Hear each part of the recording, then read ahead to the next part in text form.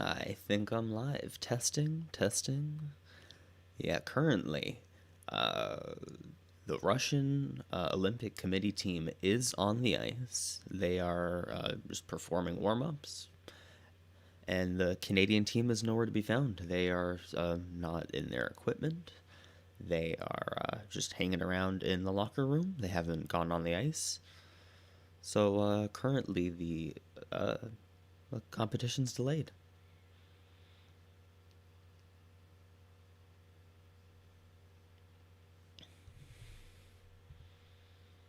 In the meantime, I'm gonna. These are the Canadian lines for today.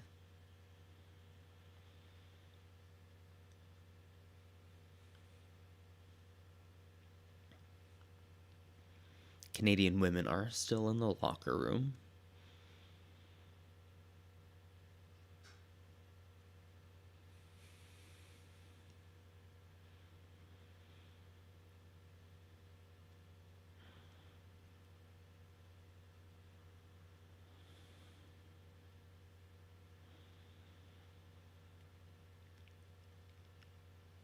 Of course, Canada did beat Finland 11-1 most recently. We have a recap of that on the channel as well. Go check it out.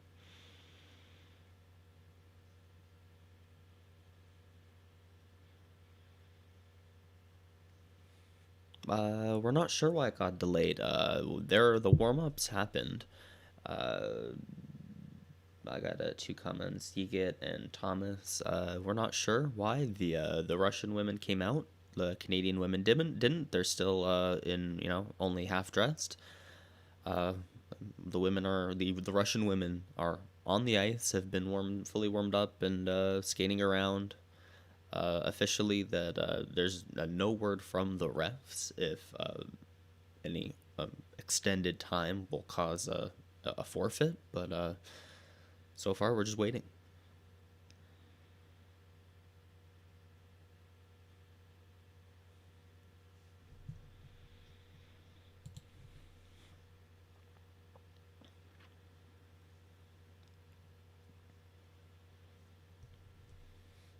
Yeah, Lori, you don't want to speculate in these times, but it could be very possible that maybe a positive test happened, and that they're waiting on a rapid test to be done before to confirm something before they have them play. And sorry, Martin, je ne parle pas français.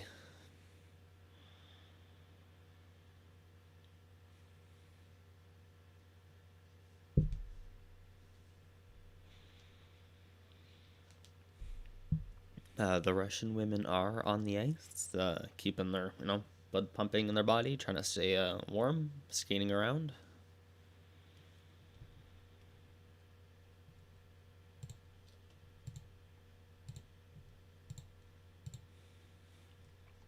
I'm gonna quickly swap to a picture of the bench down there. No Canadian women have come out yet. They did warm up. They're all smiles. Everybody looked happy. I think there was maybe one injury, one maybe a potential injury, but other than that, everybody looked happy. Yeah, kid. Right? You're like, where's my money, hey?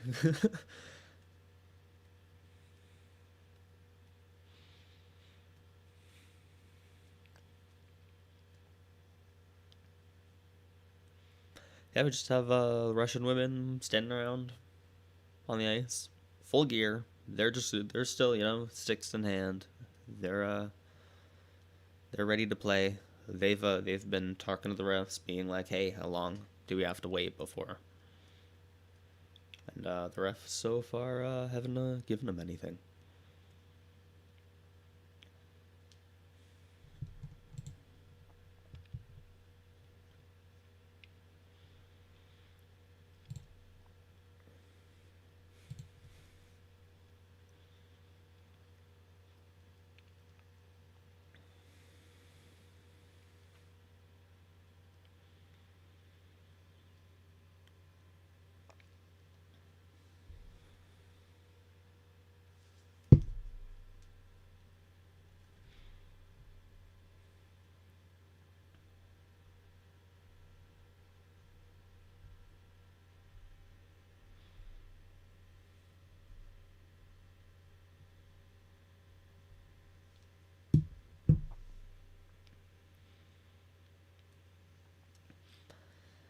You know what?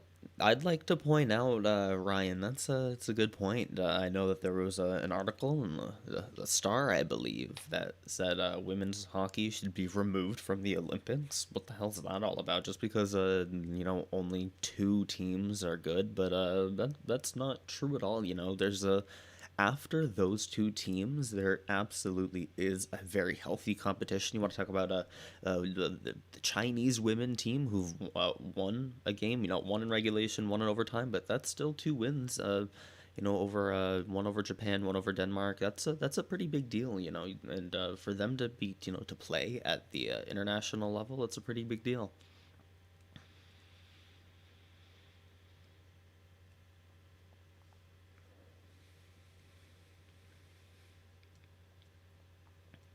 Yeah, you get. I'm starting to think that the longer we wait, the more likely that one is, because we're just getting no word at all. Usually, you'd get at least the team, a captain or a alternate captain or a coach coming down.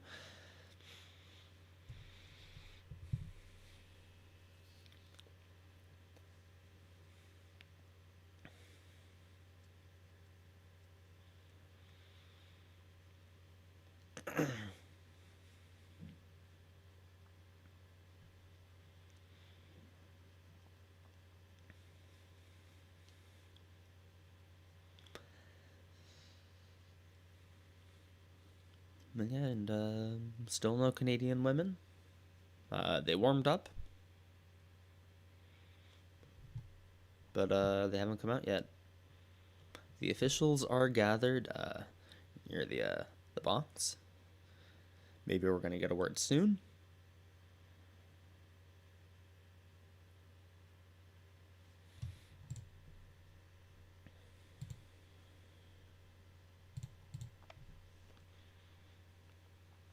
And we're getting word that we are officially the refs are soon to get a word from the double IHF.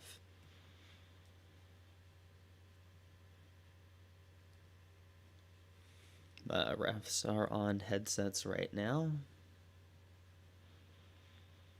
I'm gonna flash that image of them just ref. No more than a few seconds. So we are gonna get a word soon. Yeah, Dan, the CBC media networks like that, they don't really know what's going on. They usually just push it back an hour by default. We haven't heard word from the dressing room at all, but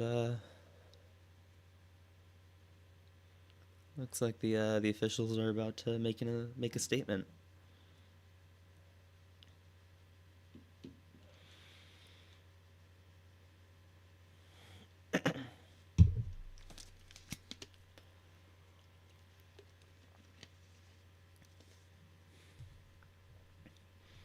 Now we do have Chelsea McGee ref heading over to the ROC bench, and we're gonna get word on what's about to happen, I believe. I'm gonna show a quick image there.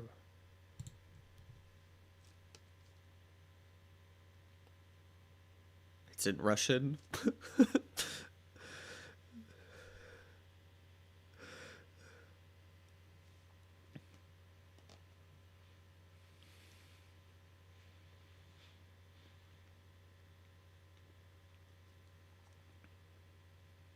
Oh, and the Russian team is taking off their gear and getting off the ice. I believe this game's canceled. Yeah, they're putting on their masks even. The Russians are getting off the ice.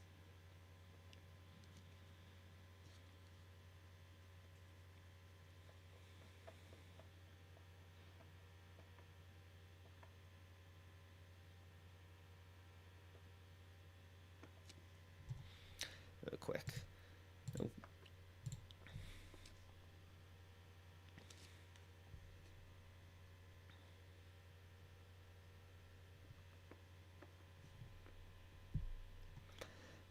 A tunnel?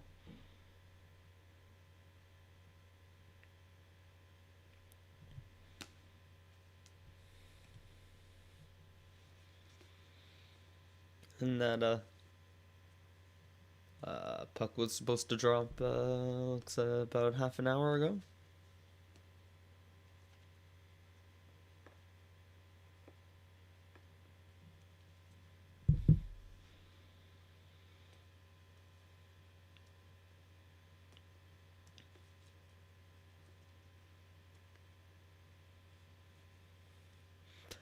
Yeah, so the Russians were out on the ice for about 35 minutes waiting and just got off. And Canadians never left the locker room at all. So looks very well like this game might be canceled. I even see some people in the stands leaving, just completely giving up, going for a walk themselves. Uh, Ruargus, no official word yet. It was just the refs telling the Russians to get off and go back. No MTNK. The game's delayed. The Canadians never came out of the locker room after the warm ups, and the Russians were out for about 35 minutes just waiting, uh, trying to stay warm.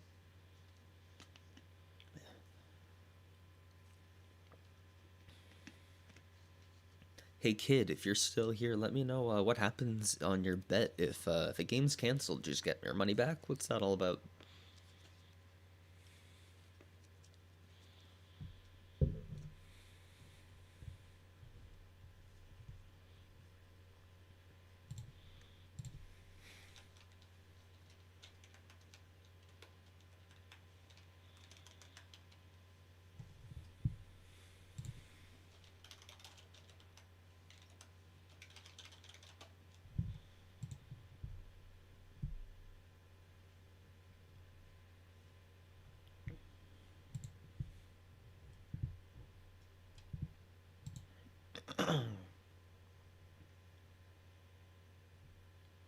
Yeah, Ruargus. It's very possible that they're just letting them you know get their equipment off for a while. This is going to be a short delay.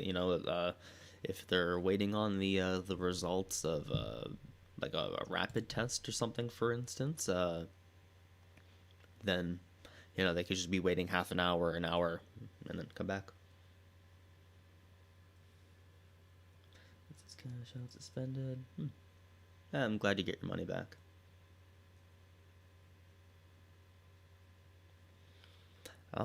Thank you, Ryan. We might be hearing. Apparently, the Russian team didn't send their negative COVID test results to the Canadians, and the Canadian team won't take to the ice until they do.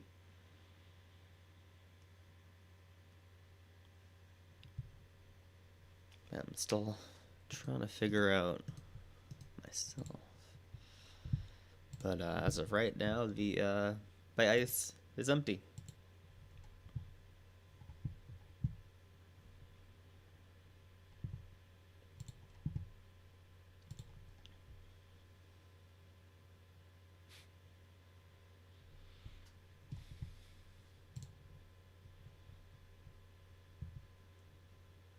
But kid, did you put money on Canada or Russia?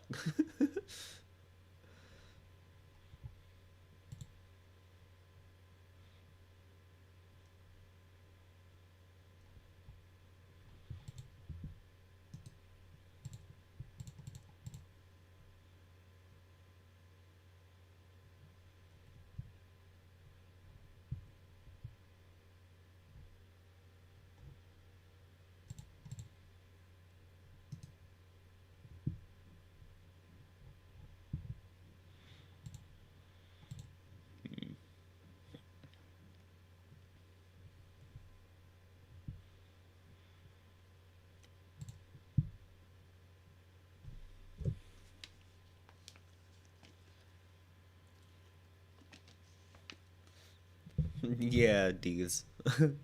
Yeah, you actually called that, didn't you? You're like, hey, wait a minute. They're gonna sneak something here, and yeah, if that's true.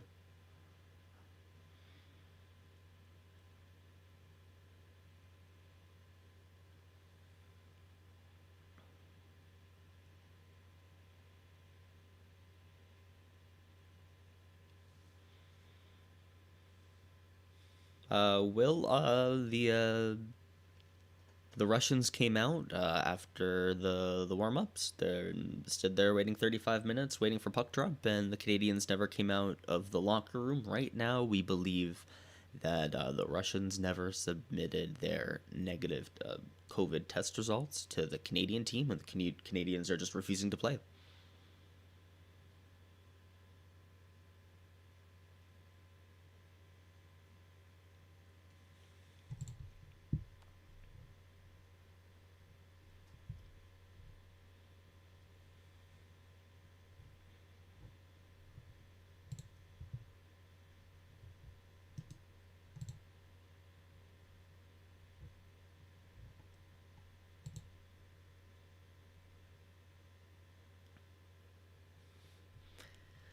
Yeah, I don't know if we're gonna get how much word we're gonna get from Russia.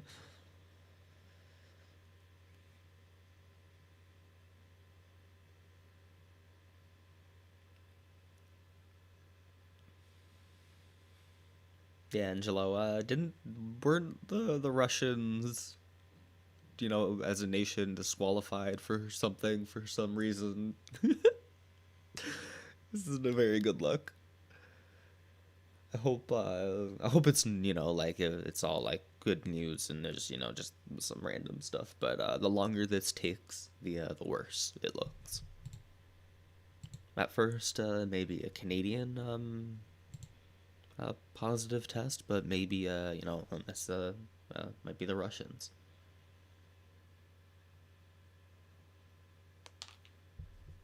Yeah, Angelo, they're not technically Russia at the Olympics. They're the Russian Olympic Committee, or the Russian athletes from Russia. They were in the last one, I believe.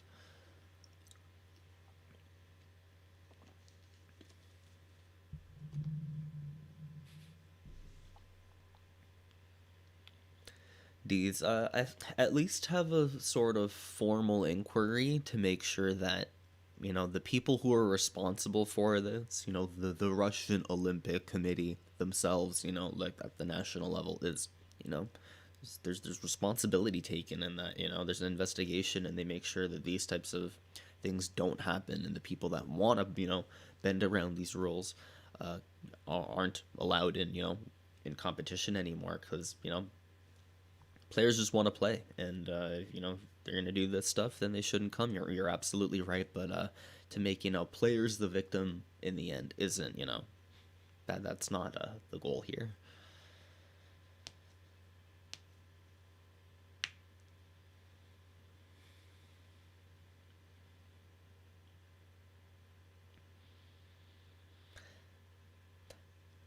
Yeah, it might be interesting.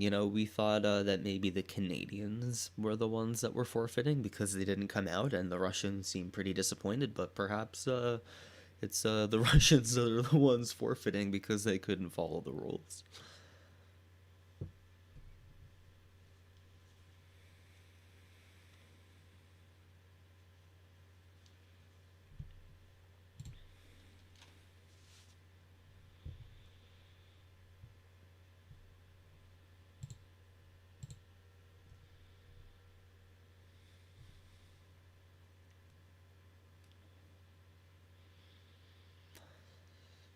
Yeah, Michael Tufo. I'm not sure what happens now at all. Like, do they just quickly get the entire Russian team tested, or are they withholding? Were they not tested? What's going on here? Why weren't they tested, and why haven't the Canadians received it like before warm-ups?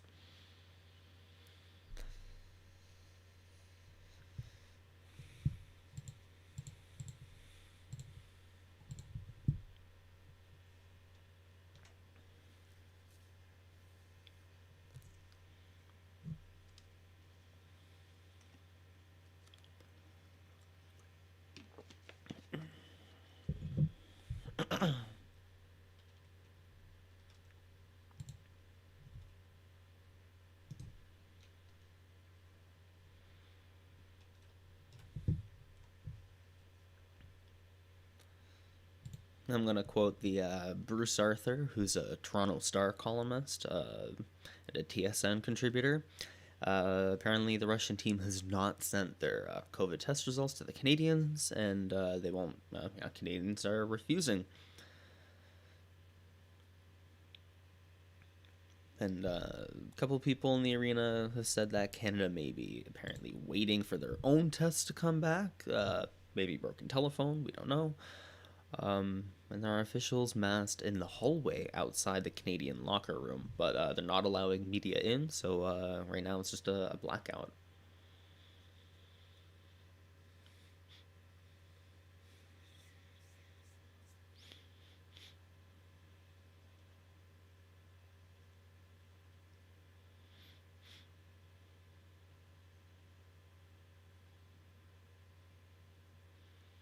Gordon Green, they kind of played the, maybe played the victim card in that sense. If, they were like they're on the ice early, they're acting annoyed, but they're really the ones that were they're holding up the game. Uh, if the truth will come out, and if that's actually what was happening, then it won't go in their favor. They're going to be the ones forfeiting and potentially getting their entire team disqualified.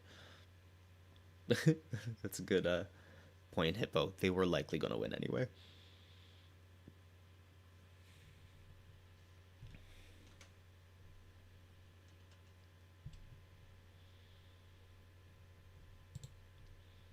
Michael Tufo, you get your money back. Earlier in the stream, a friend named Kid was talking about that, and you just get your money back. Very unfortunate, but yeah,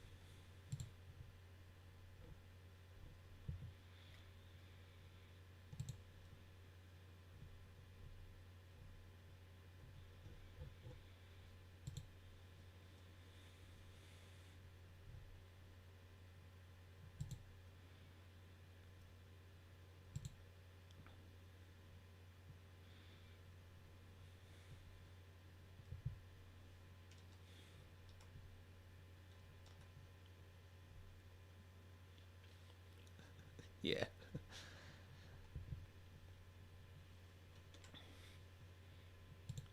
And from Julie Stewart, ESPN and CBS Sports, the 1 hour delay was granted by the IHF, so we are just waiting to see. For those of you Eastern Standard Time, that'll be 12:10 a.m.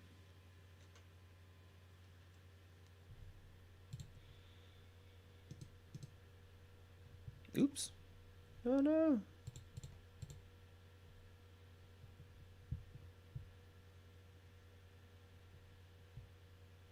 You didn't see that.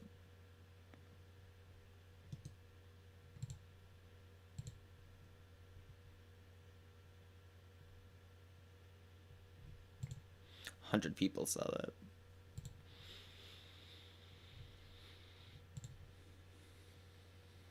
Yeah, 12:10 Eastern Standard Time is the new start time for the game. So it's here on the screen. Pre-game ended. Unofficial. Not sure anymore. 12:10. Stanley, sorry, it was 12:10 Eastern Standard Time. Is that I don't know where you are. That might be different.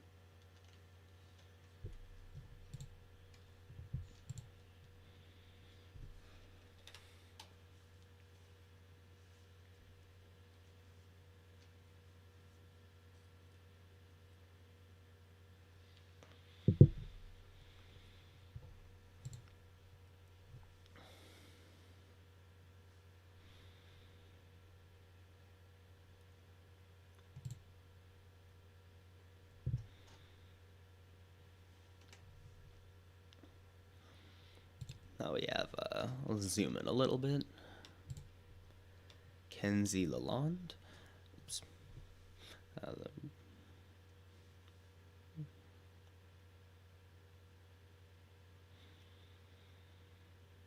The earliest is 12:10. So we don't know. Won't do that again.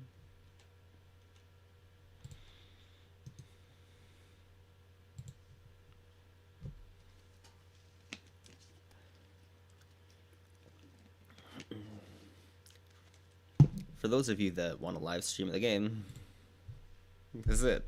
Great.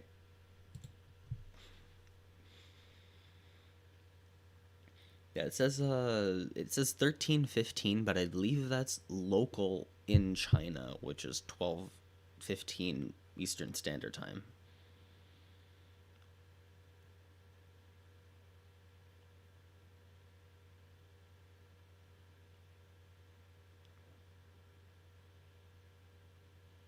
Yeah, Raleigh.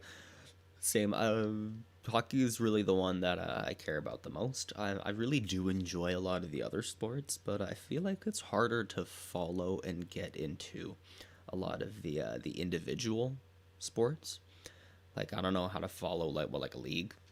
Do you have like a favorite, you know, skier? Like I don't. It's I get figure skating as an individual sport. I know like you can have like a favorite figure skater. It's kind of like an art, but I don't know. It's different for me. Yeah, I have to.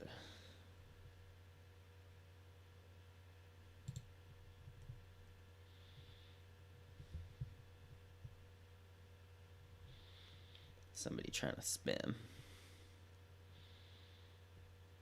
Yeah, it seems like Russia tried to pull a fast one here. So the game will not start.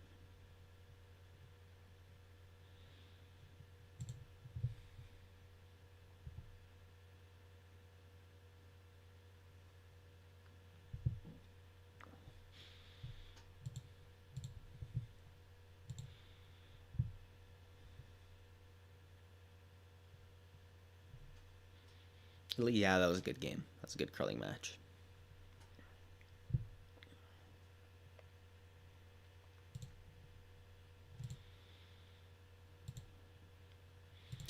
These are the supposed lines for today for Canada. Still waiting for them to, for official word. It looked like in the pregame warm up that there might have been a few injuries, so we're not too sure on who's actually going to make it today. But that's what we got.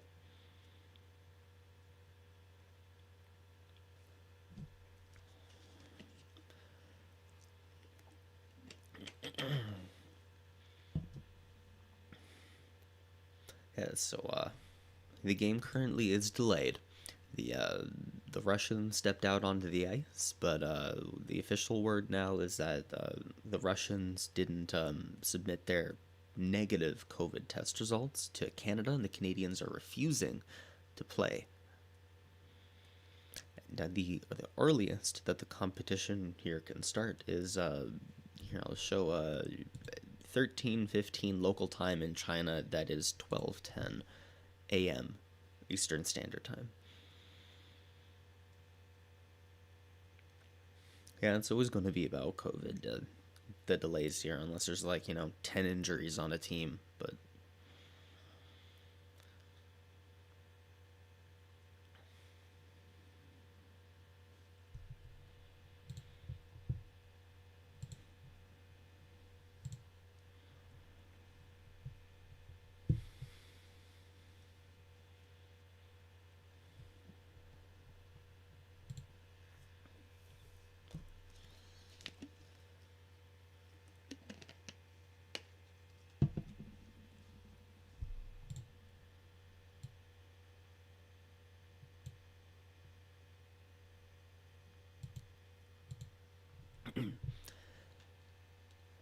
And the announcer has just said in the building arena. I'll turn down the volume now, it's annoying. The announcer just said that the competition will not start before 13:15 p.m. local time in China, which is 12:15 here, Eastern Standard Time.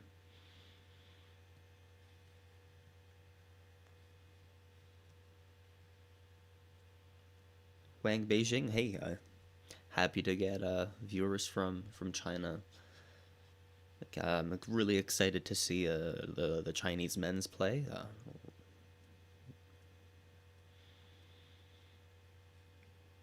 Jovany, yeah, I hope Russia forfeits. You know, that might be the official word in the end if Russia hasn't submitted their negative COVID results.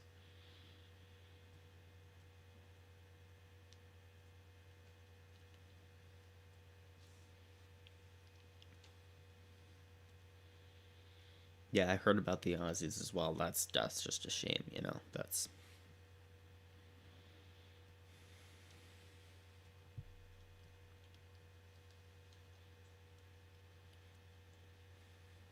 I never want to be on like, you know, doing so well when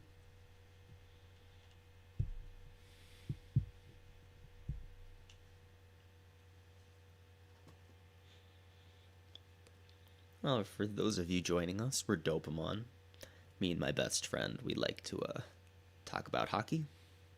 Got a variety of content from news, speculation, scouting reports, and mock drafts. Uh, oh, it looks like on a flash image here. We get the Canadian full screen. Canadian women are fully dressed and leaving their locker room, so it looks like we're potentially getting a game about to start.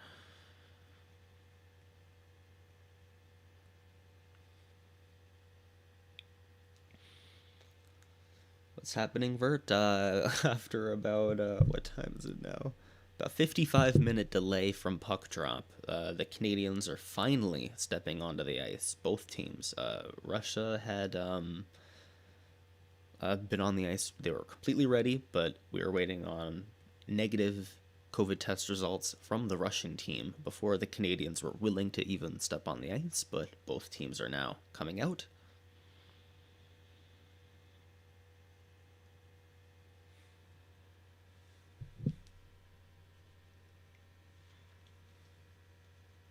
Oops. I streamed that for too long.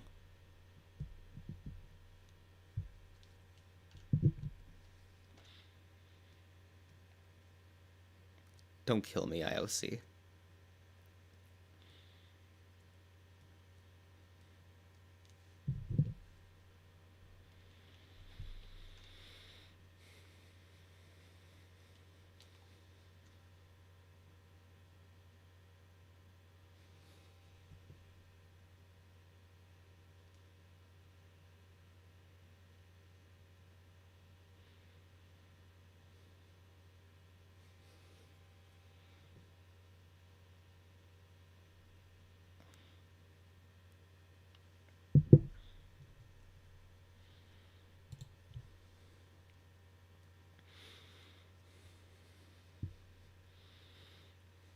Yeah, both teams are on the ice. Full warm-ups now. Taking shots on the net.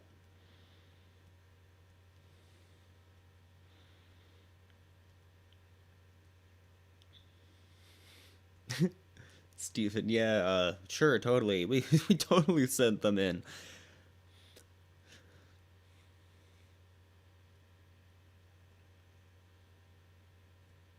No, Will, the game looks like it's about to start. Both teams are on the ice. The delay is over. About an hour late, but both teams are warming up.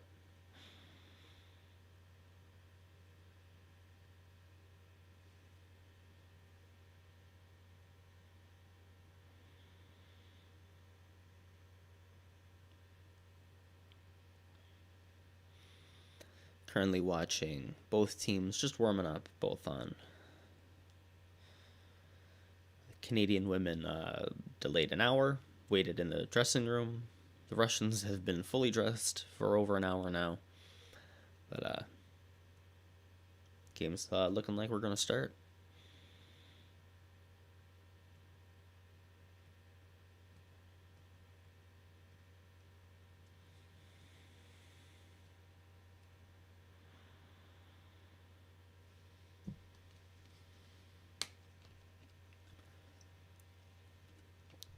Limited, they always wear masks during the warm up and stuff. They'll all get off, take them off, then get back on without them. Thank you, Will. Appreciate it.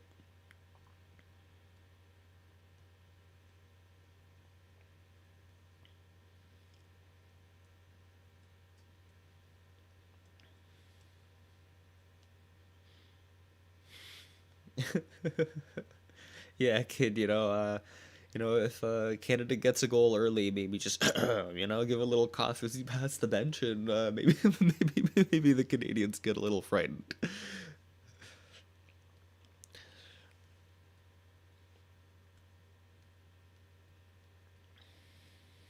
Oh, Matt, that's rough. You've been waiting a while.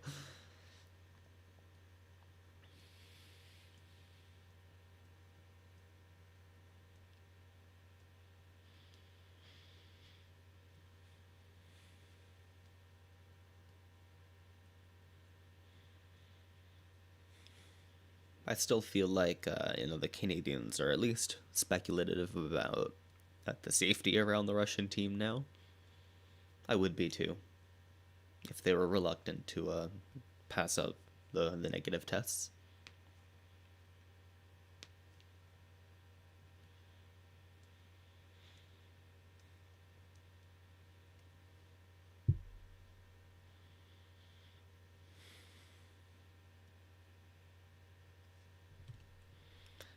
Yeah, lineups today for Canada.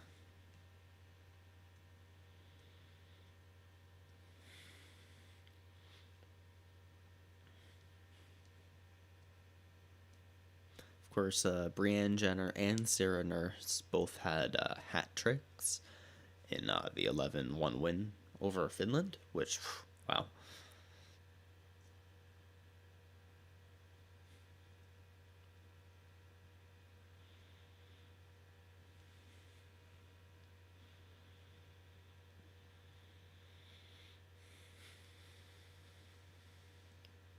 Yeah, Dan, I'm not sure if I'll just show the this real quickly. Get the team list from Russia.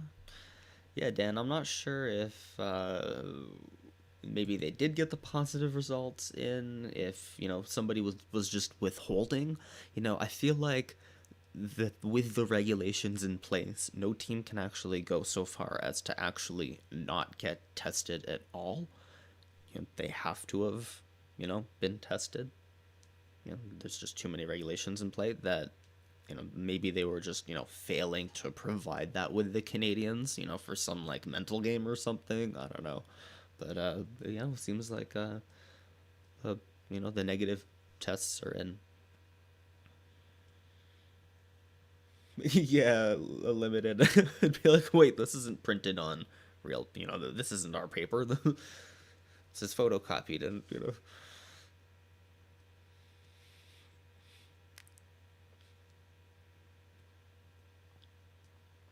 Yeah, right. Like, I'm sure they all do get tested legitimately, but how that information gets handed, maybe the teams are responsible for, relaying that information and it was somehow not relayed, but we don't know.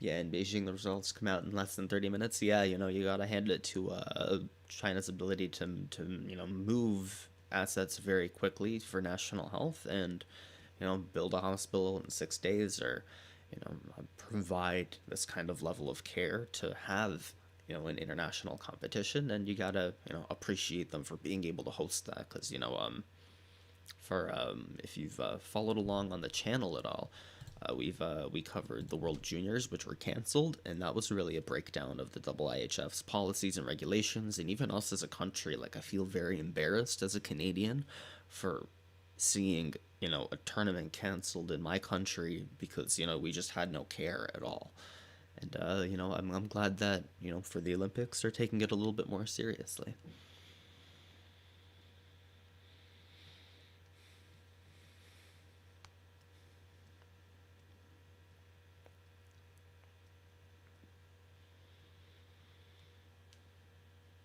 Yeah, you know, Matt, I feel like the Canadians are going to be a little bit pissed off here and maybe come out with a little bit of a grudge. Hey, you made us wait this long. You guys are playing with us, and you know, if you feel like you know that Canada is the favorite to win here, you know, from the comments, people are saying, you know, 8 to 10 to 1.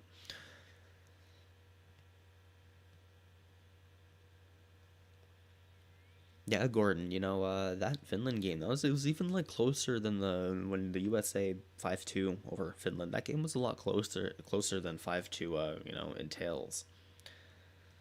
But the 11-1? No. No, that was I appreciate that you have that opinion, Wang. Cuz yeah, we I hope so too. I feel like Canada is a little bit better than the United States, but we can definitely all do better.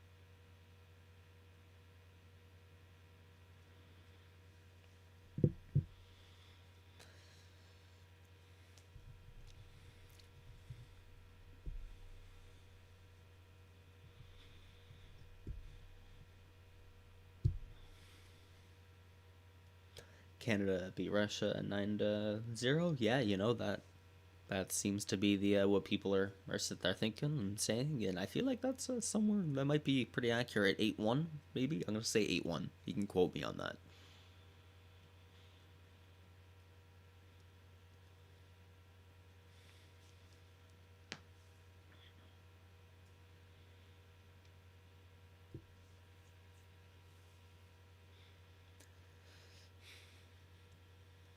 Yeah, Stanley. It's nice when you're a Canadian to kind of be the obvious favorite and dominate so much.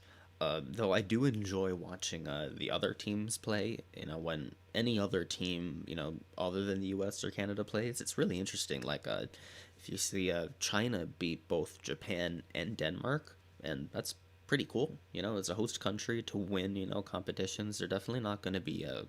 I don't think they're going to be the best in their group, but to win in front of their home crowd, that's awesome. And I believe maybe it's Denmark's first year for women's hockey. Correct me if I'm wrong. 9-3 lemon grab.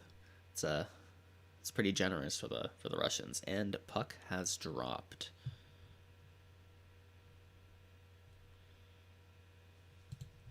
Canadians dumping it in, and they seem they're forechecking really hard, very tough early.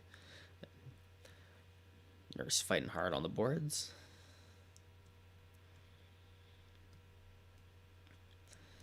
Ooh, nice pass between the legs. First shot on net, 25 seconds in for the Canadians. Amazing pass in front between the legs. Holy crap. No, the kid, game's on. Yeah, they still got the masks on. You know, I personally work all day in a mask myself, but playing hockey in a mask, that's commendable, extremely commendable for the for both teams here.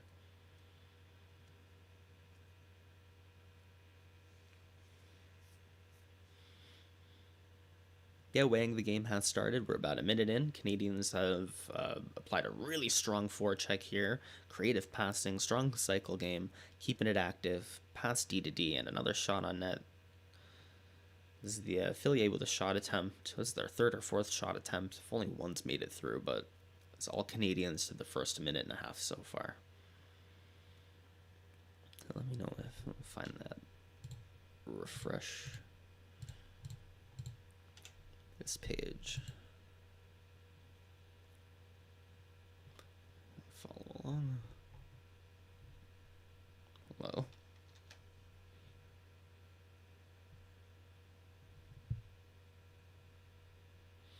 figure that one out. Here are the lineups for today.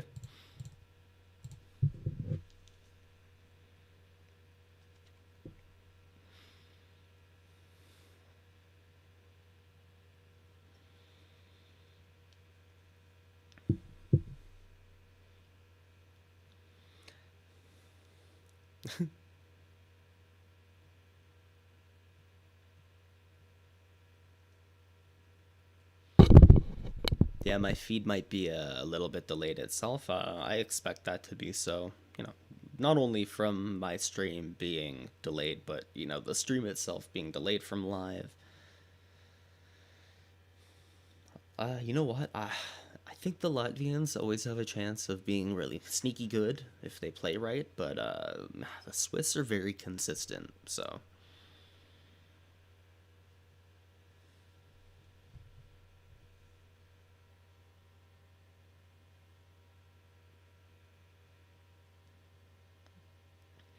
yeah, T-Rex, that would be copyright infringement. Ooh, great puck steal right in front by Sarah Nurse, who blasts a fucking amazing wrist shot right by Russian goaltender, who Canada's up 1-0. What a goal by Sarah Nurse, who denied a breakout attempt from the Russian defensive zone, turned over the puck, top of the circle, and just an amazing wrist shot. Wow.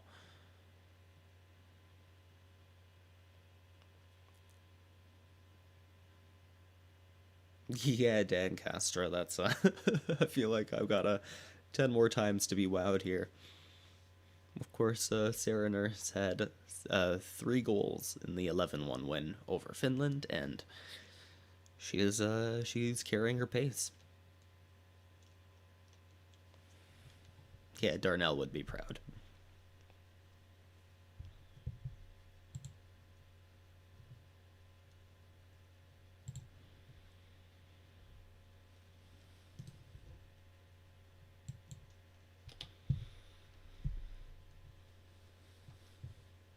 Wow, another quick goal by the Canadians.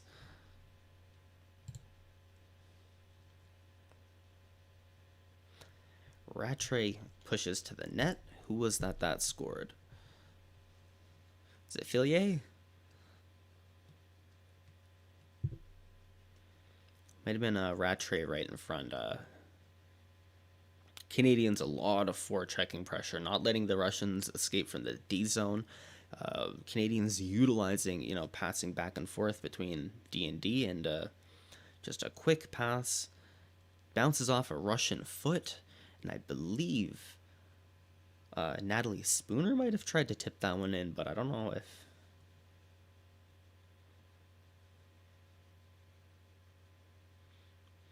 Not sure who's going to get the point for that one.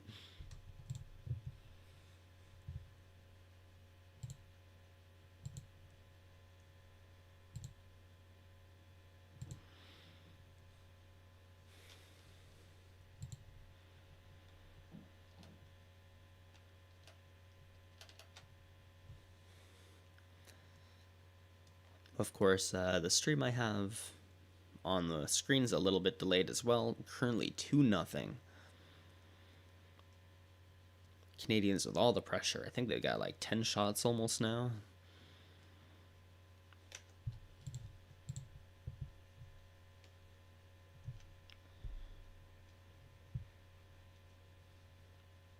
Yeah, the 2 goals came 20 seconds apart, so we're still going to have to wait a minute for the IHHF here to refresh. Nope, not yet.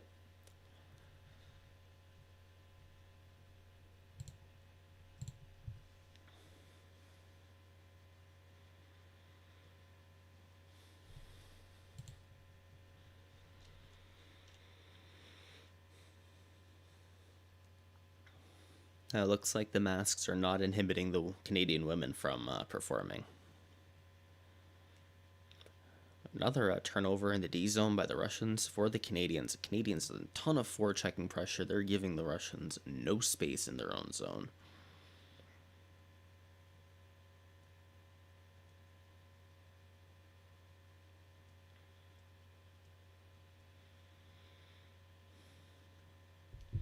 And Russia with a chance to break out here, and they just, they can't get it. And the Canadians, even if they're applying a very strong forecheck, they're staying very aware of the game, not overcommitting. And Russia just, when they have possession of the puck, they're not able to do much.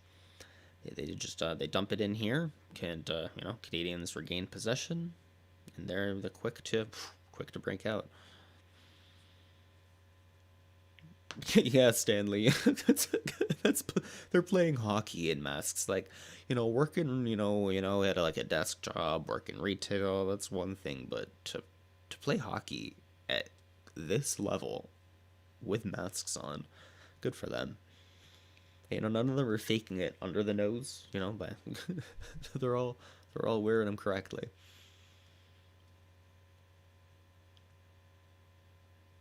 Yeah, they practiced with masks on as well. Lemon grab.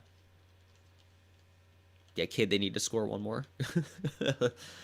It's an easy bet to make a few dollars. Tony, the score is currently 2-0. The website I have, the background there currently hasn't updated.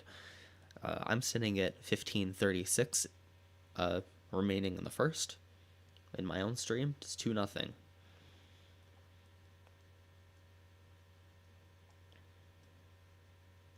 Yeah, Matt, it does get cold at ice level, helps keep your face a little warm, but not sure if they're, all the time on the bench, if they're, maintaining it. But when you would have the full cage mask on, the helmet on, uh, it definitely helps keep the mask in place so you can't, brush it off or something.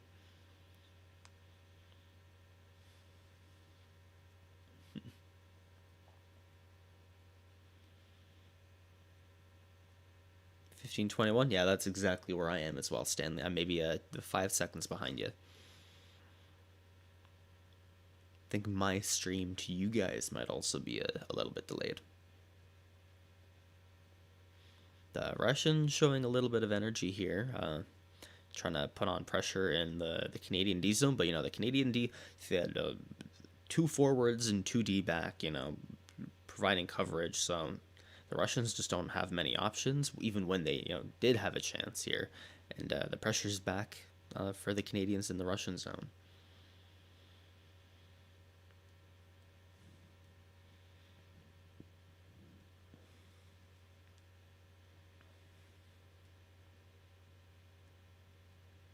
Ooh, Rattray with a nice shot, but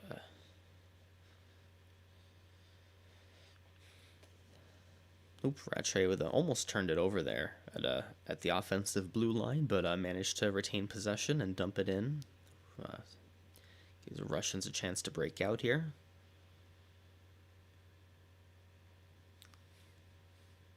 Yeah, I'm not very worried about the cold when I play hockey either. I like the cold. Me too, Lemon Grab.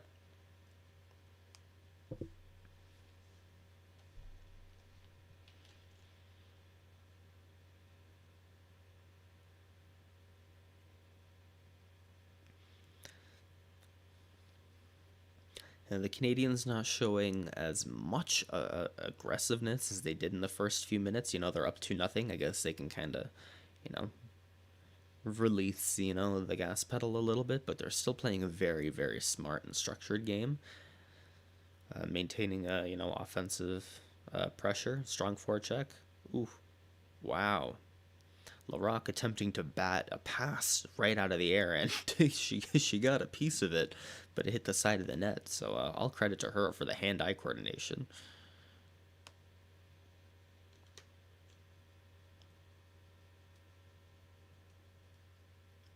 Yeah, Lexi, the game did finally start.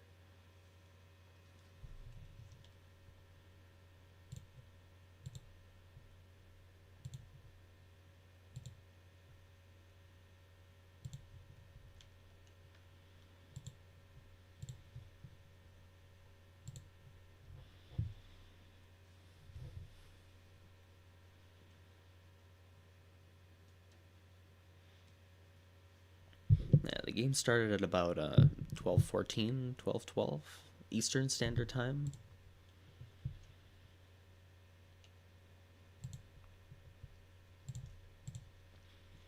And for those of you watching right now, we're Dopamon.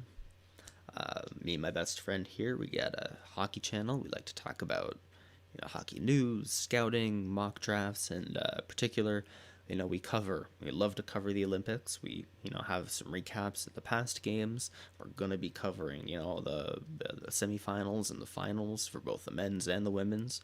Pretty excited for to cover a lot more. Stanley, Atlanta, Georgia? That's nice. Toronto, Canada.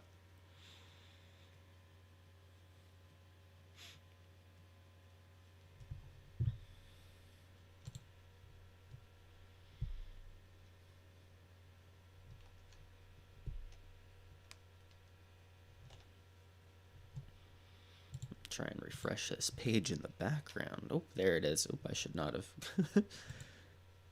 Zeraphilier getting credit for the goal, for tipping it in, I believe.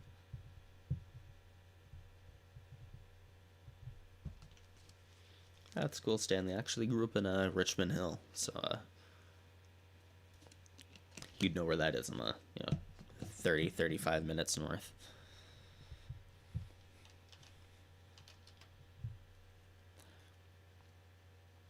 Russia maintaining their offensive possession for the very first time, almost getting a shot through. Matt Ludwig, oh, I'm so sorry, but I'm very happy that with guys like Austin Matthews coming, and just making hockey so much more popular in Arizona, like. Yeah, it's just rough that your team sucks. I'm so sorry. You look at a team like Florida and Tampa where, hockey board, almost has no business being. Teams are really good there now, and, soon Arizona's going to be good soon, and they're, you have a long history to be, very proud of as a fan, and that's, a good future to look forward to. So, just kind of stick around, and, you can be proud of players, in 10 years coming from Arizona in the NHL. So, the future's definitely bright, even if it looks like shit now. Sorry, bud.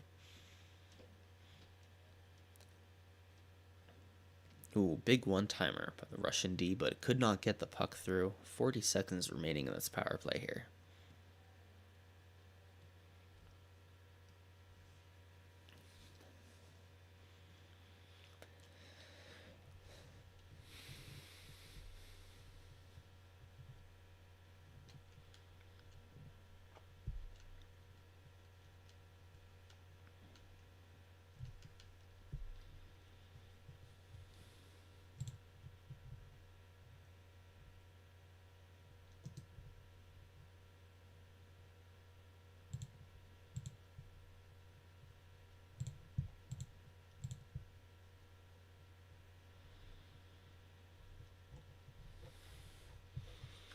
Russia still maintaining. They're good at maintaining, possession on this power play right now. But the Canadians have been boxing them out really well, keeping it to the outside. So you got to give credit to both, penalty killers and power play. Both are doing, an excellent work here. Russians, keeping it active all they can, and Canadians keeping it to the outside all they can while they're down.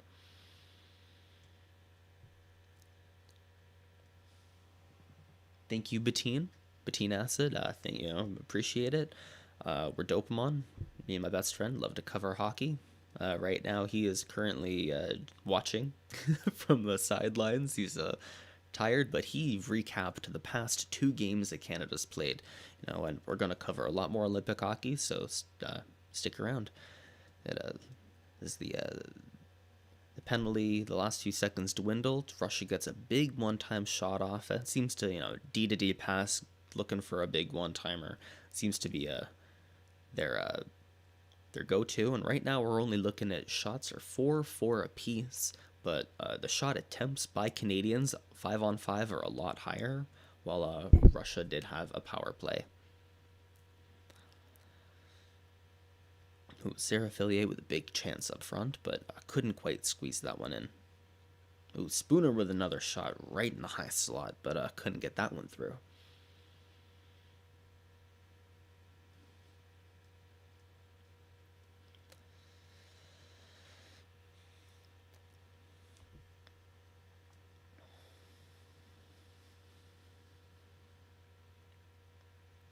Yeah, Matt, as an organization, how it's run, I'm definitely not a fan of Arizona, but the team itself, I absolutely love.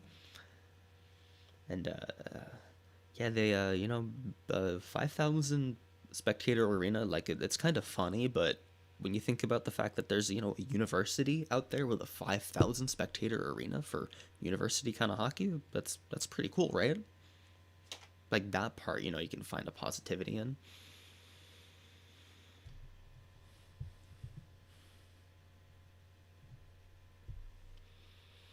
How many goals do I think? I predicted at the beginning of this one 8-1, and trajectory looks like that might be so far, maybe. Who knows?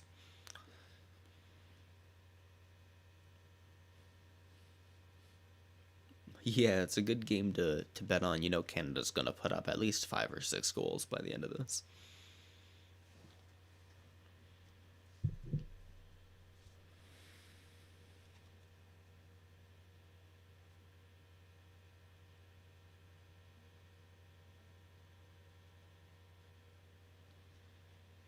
And their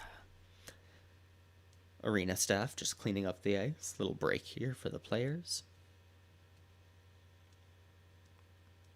Yeah, me too, Grays. I hope they don't relocate. I'd rather them expand with a 33rd team. I know that might be a few years out, but I'd rather see them open it up. There's a lot of fringe NHL players, and I think we're going to notice with the men's tournament that comes on, a lot of these guys are still pretty good. And that if we had another team that, can open that up, a little bit more talent in the league, and I'd love to see that. It takes a lot of money, though. Yeah, I got a 9:45 remaining in the first on my stream here, but it might be a little bit later for you guys.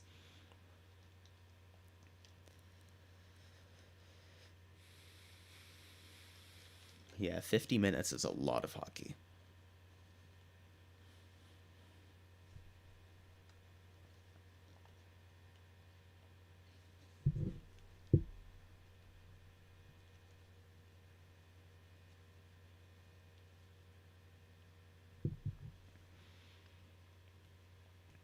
And it has been all Canada since the end of that Canadian penalty.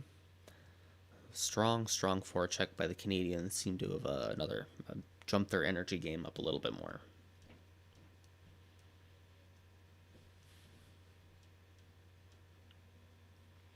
Yeah, the Thrashers didn't do too well.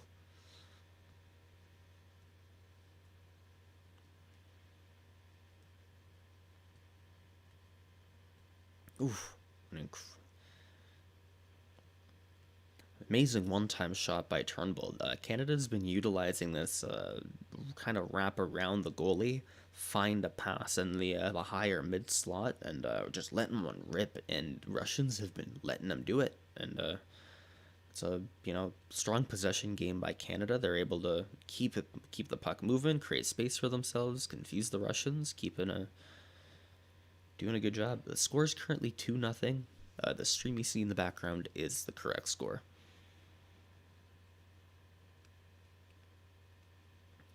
Wow, big chance by Russia. Almost a 2-0, but got broken up. The breakaway got broken up. And then the potential chance in front got poked away by the goalie. That was an incredible move. Canada keeping it at 2-0 here. Oh, Grays. It seemed that the Russian team was reluctant to give the Canadian team their negative COVID results, like the test results. So the Canadians refused to play.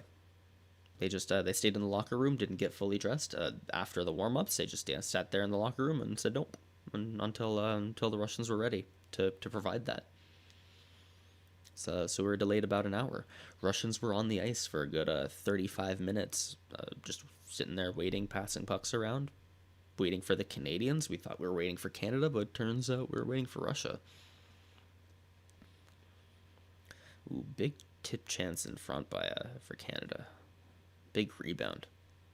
Oh, wow, and Larocque, who completely loses the puck at the blue line. Russia on a breakaway here. Oh, Mashmeyer, wow, what a save on the breakaway. Gave I forget who, I didn't see who the Russian forward was on the breakaway, but gave her no space.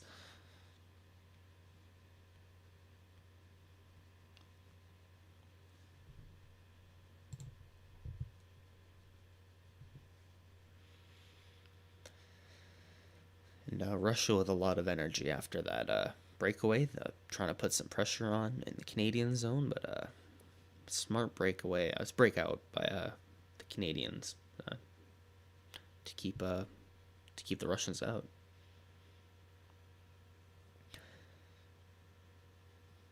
Yeah, limited. I don't blame you. Go for it. Come back, drop a comment.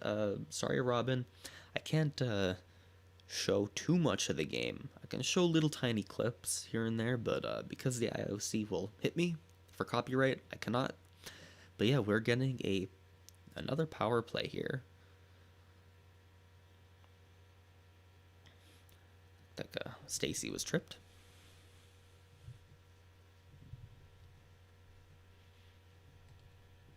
I'll show this here.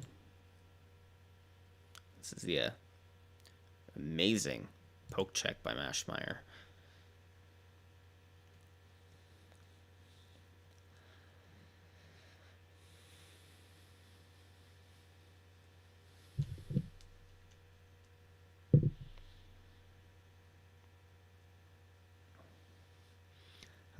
Thank you, Alex Agapov. One Russian team member got COVID before the game with the U.S., so Canadian team requested that the Russians show their negative tests, which were delayed. Not by the team. Oh, okay.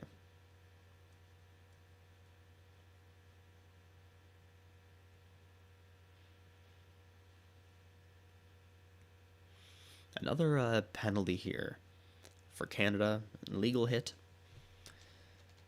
Getting a Russia going on a penalty, on a power play. They did get a few good chances on the last one. Refresh. Yeah, Russell, I am a Sens fan. I don't know if you can see my Sens jersey in the background. I am a huge Sens fan. Stream back up. My buddy Ryan, he's a Toronto fan. We have a hockey channel here, Dopamon. Got a lot of hockey content, scouting reports, mock drafts. Gonna cover a lot of Olympic hockey, so stick around. So far, Russia has not been able to get much started on their power play here. Oh, John Lee, you're at the game? No way. Yeah, I saw the raised hand there. Wow. Thank you so much, John Lee. Yeah, I saw you commented power play, and then 10 seconds later I noticed. I'm like, oh, that was a... Is that pipe winning tomorrow? I hope so. Number 27 getting a penalty here. Thank you for the tip, John Lee. I'm glad that you're at the game. Not many people are. That's really awesome. Yeah, glad people can. It's pretty cool.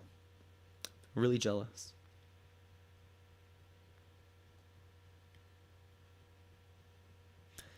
That leaves it, 4-on-4. Gives a lot of room here on the ice, 4-on-4. So we'll see if either team can kind of take advantage of the space. Right now, it's just, the puck sitting in the Canadian zone. For a really fast breakout here by the Canadians. Not quite.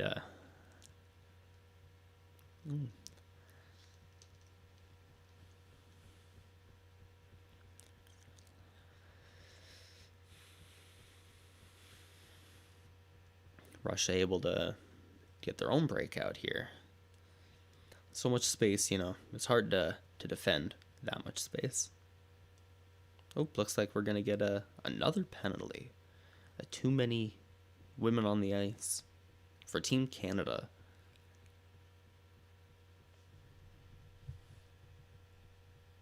More look at this.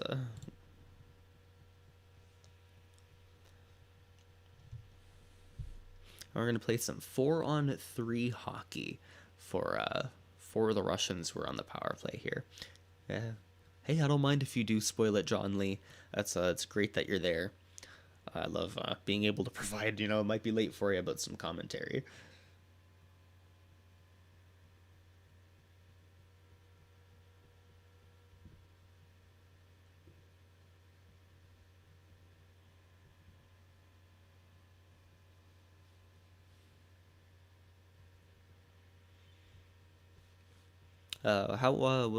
John Lee? What's your seat? How high are you? How close are you? What's your view like?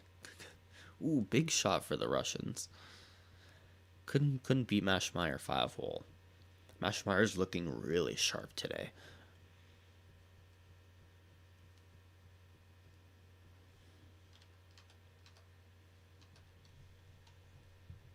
Refresh that. There we go.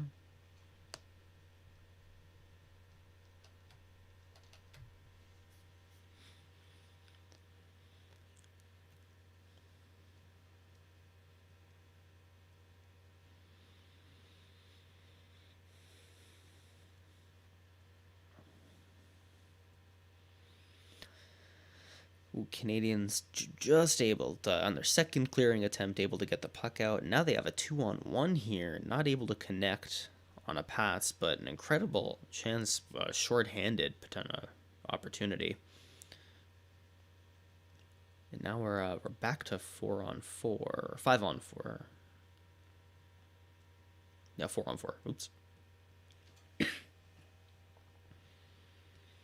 Ooh, Poulin with a big shot right in front of the net. 4-on-4, Canadians able to keep some pressure on the offensive zone. Too many refs on the ice. You know, there were more refs than Canadians at one point.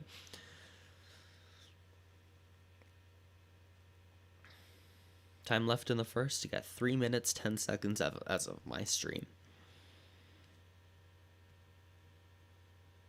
40-second power play now for the Russians. As they're all expiring. We had a 4-on-3 for the Russians. 2 penalties have expired now. 25 seconds left. Russians haven't been able to make much happen on their power play. A few chances, but they seem to just have keep it to the perimeter, D-to-D pass, hope for some traffic in front. But it hasn't looked, Mashmeyer for the Canadians has looked incredible. So I don't think that that's going to work on her today. And if so, maybe just for one goal. But the Canadians have been very fierce, strong forechecking all game. I'd almost argue overcommitting maybe a little bit. The Canadians are hoping for maybe a little bit too much offense. I think they came out of the gate forechecking strong, but doing it well. And I've noticed a few times since that they forechecked and overcommitted a little bit when they shouldn't have. But when they have so much skill and big chance in front on the rush for the Canadians, and just couldn't put the puck in net. Russian goaltender sprawled out. And yeah, the Canadian player just got tripped with 1:59 remaining. Penalty here for the Russians. Canada going on a power play.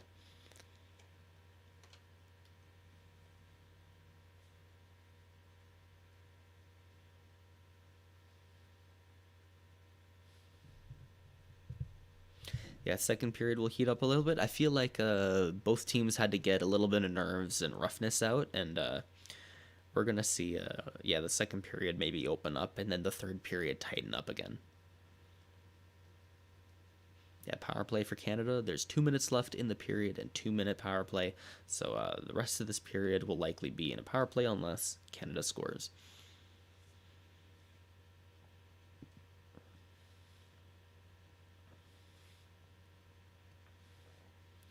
This is the first legit power play for the Canadians. We'll see what they can do. Right now they're maintaining strong offensive possession. Ambrose with a big shot. Ooh, right in front. Puck was loose. Jenner tapping at it, but could not knock that puck in. Yeah, about to be 3-0. Very well could be. Russia just unable to get this puck out. It was that Jenner. Yeah, Jenner just completely alone in front of the Russian goaltender.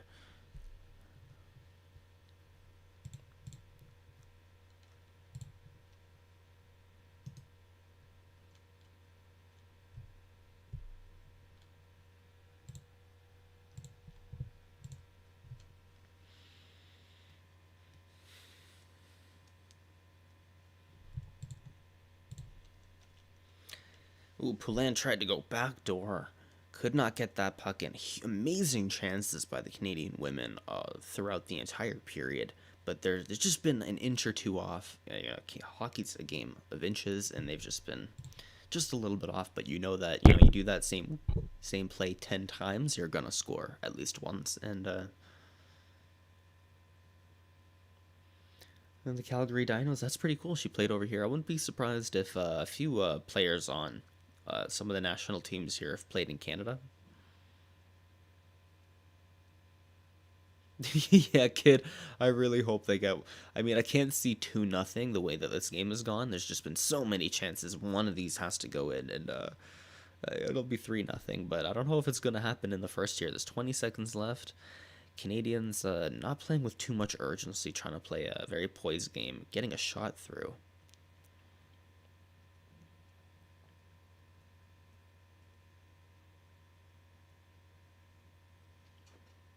Big shot from Thompson, able to get the puck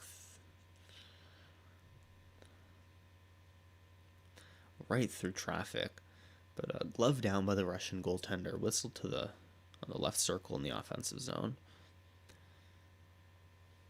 5 seconds remaining in Canada. Big shot from the point. Nope, nothing there. And that is the end of the first period. Yeah, the Russian goaltender, Gredzin? Yeah, she's playing really well tonight. 2 goals against, but those are rough. She has been very sharp despite that. Credit due, the Canadians have been fierce. Yeah, like Alex Agapov, thank you for commenting. A lot of that was just luck. The Russian team hasn't been very good in front of her, but Gredzin's been pretty awesome.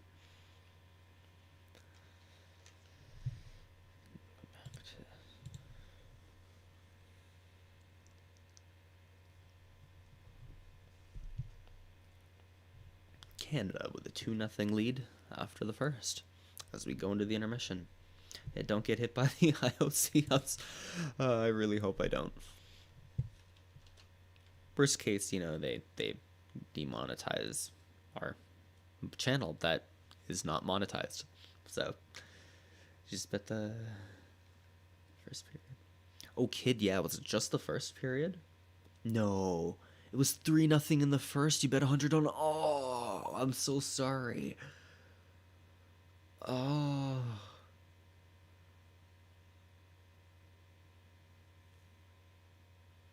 Canada outshot Russia 62-5 the last time these teams played. Yeah, Brandon Katz, that's a really good point. The Toronto Star just released an article. I forget who wrote it, but they still published it.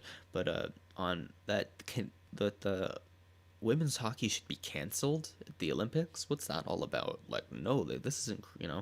When you talk about how the disparity is changing, right? Like the Russian women are actually competing here against Canada compared to before, like 60 shots against. Like that's crazy.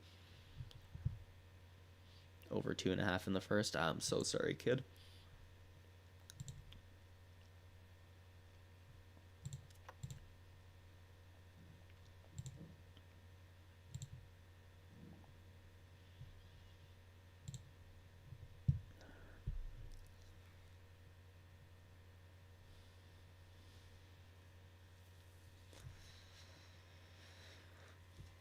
Yeah, I'd love to see smaller teams, smaller comparatively to Canada or the U.S., getting a lot of attention. China most recently, and they beat Denmark 3-1, Japan 2-1 or something like that in overtime. So they have a 1 win, 1 overtime win. That's pretty incredible. Denmark's a pretty good team. You'd like to see these teams competing, and if Russia can compete, more so than they did the last time these two teams competed, that means that the disparity between the two is shrinking. That's a good thing for the sport. The world's catching up and makes this competition more competitive.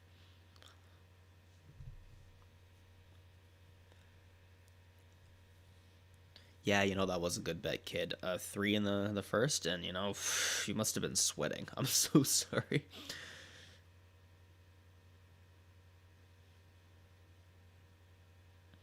Yeah, Brandon, I love watching women's hockey.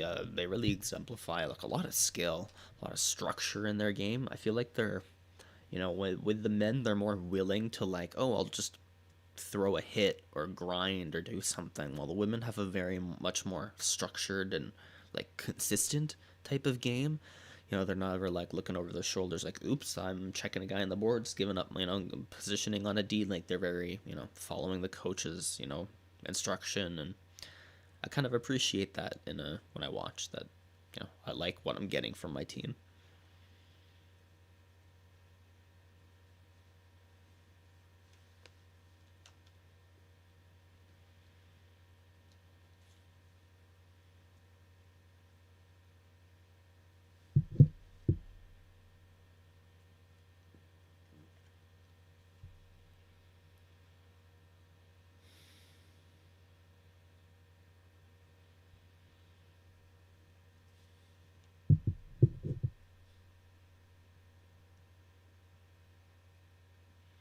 Yeah, Matt, hockey's always a little bit more fun to watch when there's more goals scored, highlights and stuff. Though I always appreciate tight checking in a hockey game. Yeah, that can't be overstated. How I appreciate structure, good defensive work. So sometimes a low scoring game can still be pretty exciting for me.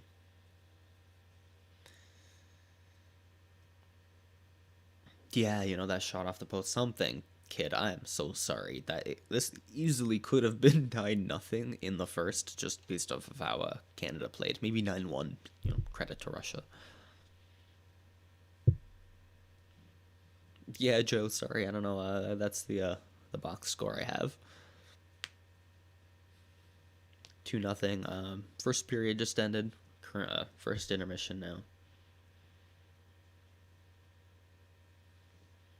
Yeah, cats for sure. Even where women's hockey is big, like here in Canada, we consider, or we're considered to be a top, country for women's hockey, but there's still not a lot of money in it. Women aren't making, huge amounts on salaries when you compare it to the NHL, and the most of the money that they do get personally is from like sponsorship deals. So coming to perform at the Olympics and doing well and getting your name out there so you can, be on cereal boxes and in commercials and stuff like that, this actually means a lot for them, for their careers. So it's not like, the top NHL players when they were not allowed to come. They're like, oh, they obviously want to see these men, the top athletes performing, but it's not like they need the attention where, this is a huge benefit, huge positive for growing women's hockey internationally.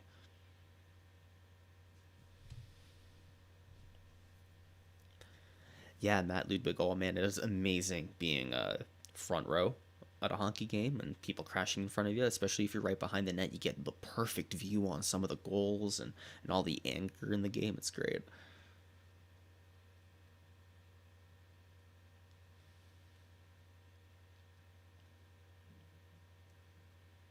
Oh, you see John Lee on the TV? Yeah, John, where are you? You gotta find you on my stream and stab shot you or something.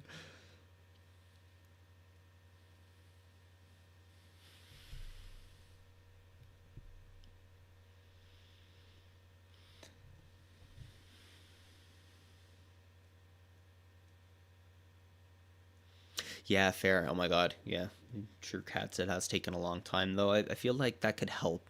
You know, it doesn't mean we have to wait another 100 years for women's hockey, but that you can use that as a stepping stone to help build it. It's a good thing that for that's we're getting there. It's not like we're going backwards. So,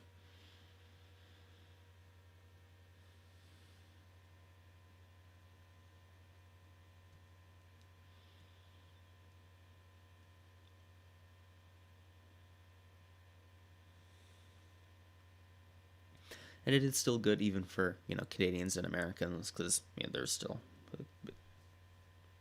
they need the attention too here. Money. It's not a heavily financed sport. Women's hockey. Not only in other countries but here in Canada as well. There's still even considerably so a lack of funding, which is unfortunate.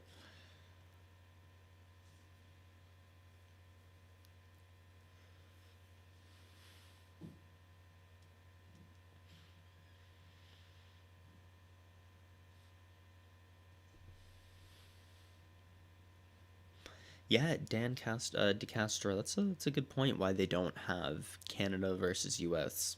kind of like a series more often, just them two, where they can kind of build hype and attention, and then when they do play at the Olympics with other national teams, there's just that much more hype for everybody.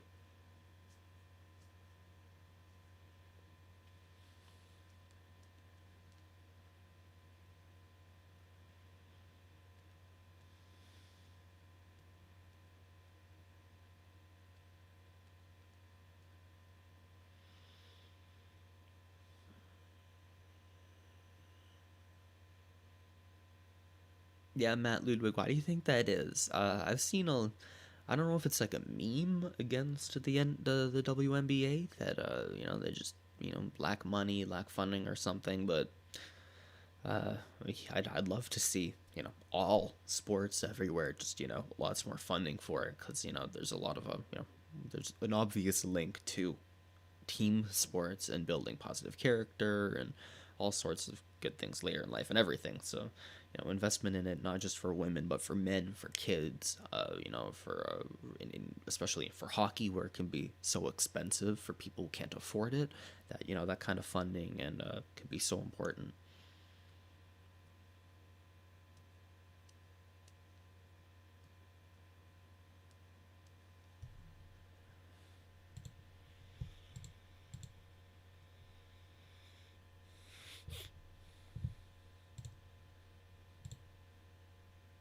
Coverage to resume shortly.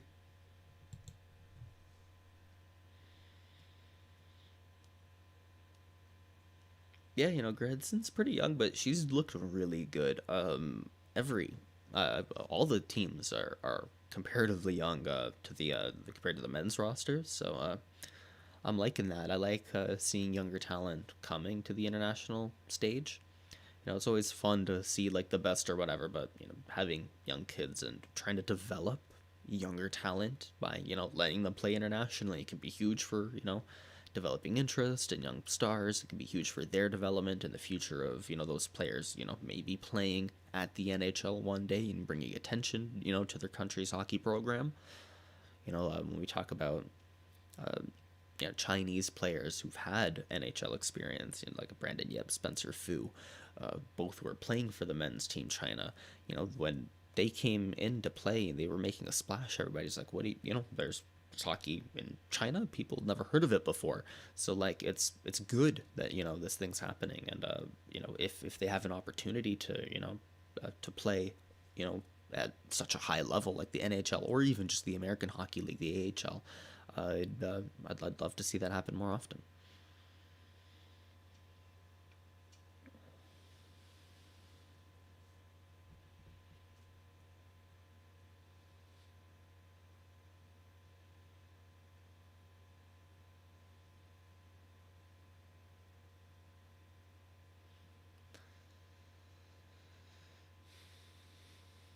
Yeah, the wow factor.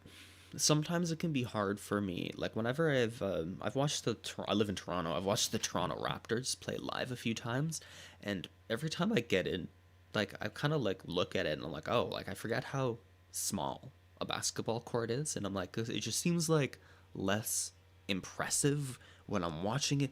There's and it goes back and forth, and the score's only like 10 apart, and it's I find myself more attracted to basketball highlights and maybe the last 3 to 5 minutes of a basketball game when it's like really intense. It's when I tend to appreciate it more.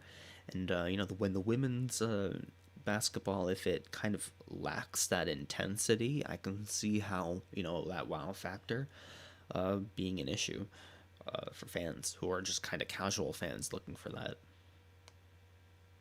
It's a good point, Matt. Thank you.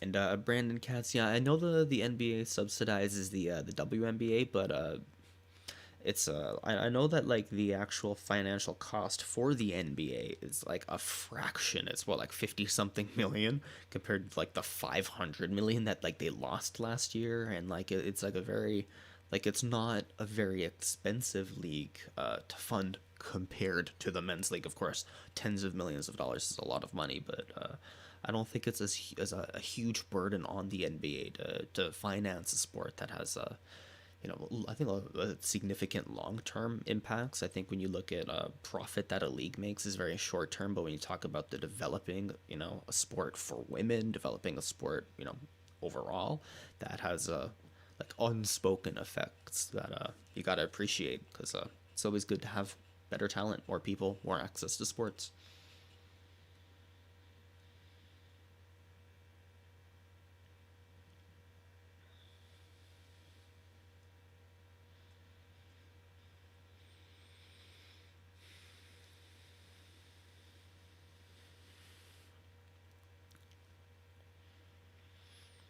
Joey, Ramada, I use a streaming website. I recommend using a VPN, ad blocker. Comment that one from.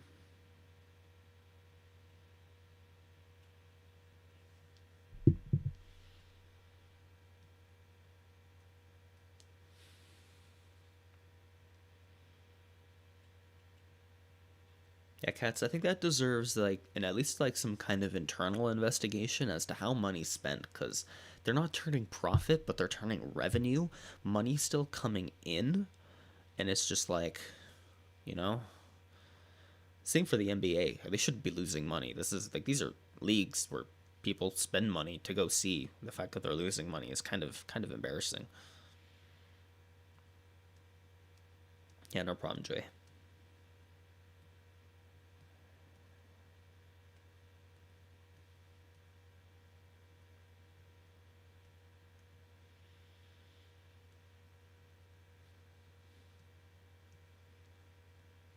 Stanley Twist, yeah, that's a good point. They don't have they need like the great one for women's basketball. For Canada we have Katie Wickenheiser for fucking Wickenheiser for Canada. That's pretty awesome. So we are puck dropped has period two has begun here between Canada and Russia. Yeah, in the first minute and a half we got two goals for Canada, and it's been the energy kind of stepped down. I feel like the Canadians wanted to make a huge impact with the Russians kind of stalling the game for an hour, but it's been a little bit more even since the aggression's toned down. But the first minute here still has been Canada. They're sticking to their strong forecheck strategy, forcing turnovers and deep below the hash marks, forcing turnovers right in front of the goaltender. Gordon Green, this game feels a little bit more tight checking than I had thought. A few times the Canadian D's opened up a little bit too much and overcommitted, so maybe Russia does get one. But maybe at the same time, if they keep it a tight grind, I can see it maybe just being 4-0, 5-0, and that's it.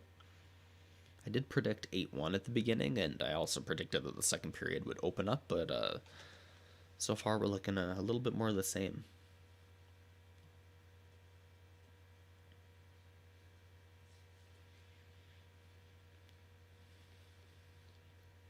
Yeah, Brandon, I like to, I saw when the US beat Finland 5-2 versus Canada beating Finland 11-1. Like, I see that as standing out maybe in Canada's favor if you're going to draw, like, betting stuff.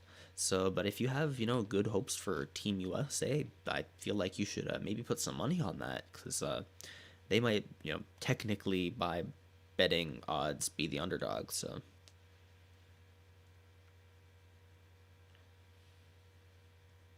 yeah, Gredson, the Russian goaltender here, is playing incredible. He's been incredible reaction speed. She's been seeing through traffic, reacting to tips. Uh, the second Canadian goal was a tip, bounced off a Russian defender's foot. So it is really hard to get one by here today. She's on fire, and that's how hockey goes. If you're a hockey fan, you know that if you're facing a wall, that you're just not gonna score. A good goaltender can keep an entire game, give you a chance.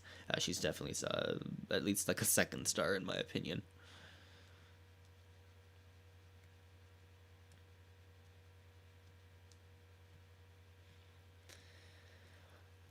It looks like Filia got injured, but it looks like she's all right coming back onto the ice as the Russians have drawn a penalty and Canada's going on a power play.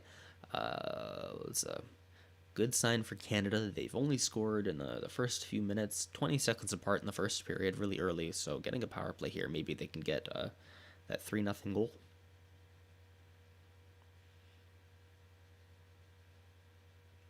Yeah, Dan DeCastro. That's just, the best goalies in the world can't, don't have a 100% save percentage. It's just impossible. Pucks get by you, bounces happen, things happen. There's just sometimes just nothing you can do.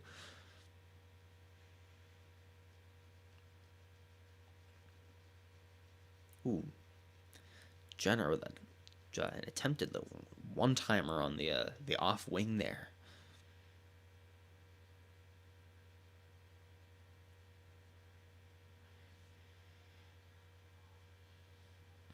Yeah, I wouldn't call the U.S. underdogs. I just meant statistically they might be getting the shorter end of the stick for betting odds and stuff. It might be in Canadians' favor.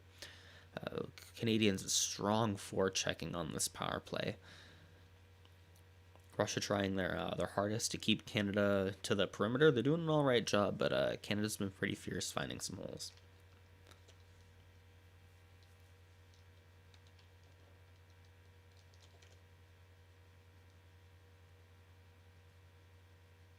Maybe I'm biased towards Canada. I definitely am.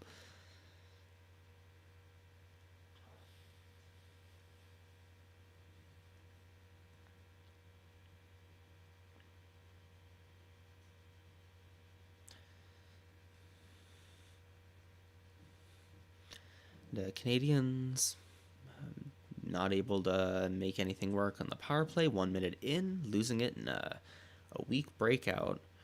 Russians trying to get the puck out, but they can't. Stopped at the blue line.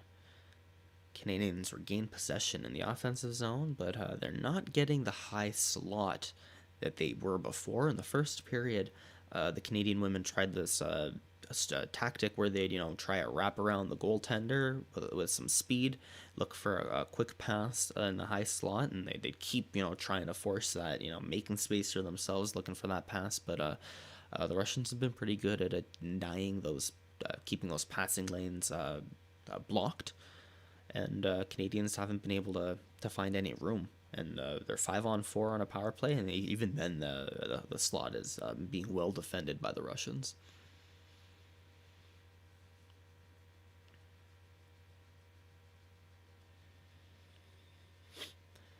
Ooh, big chance, attempted redirect in front, but couldn't get the puck through. Canadians with all these incredible, skilled chances, but just inches away from scoring each time. You have to feel like one of these is going to go in any second now on Gredson, the Russian goaltender, but she's been sharp too, so. Let me check the shots on goal.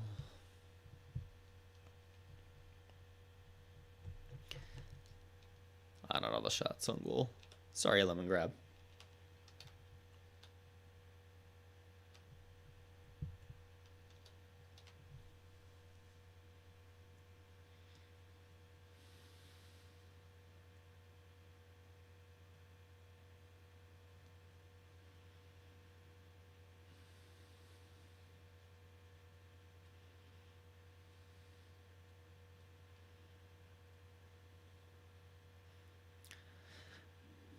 Great defensive play by the Canadians, keeping the front of the net.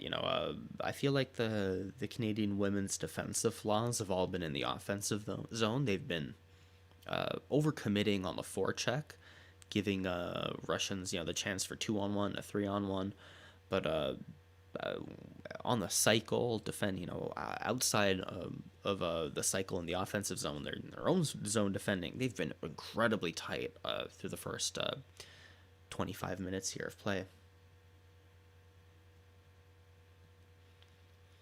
So far, the first 5 minutes of the second has been a lot quieter than the first 5 minutes of the first.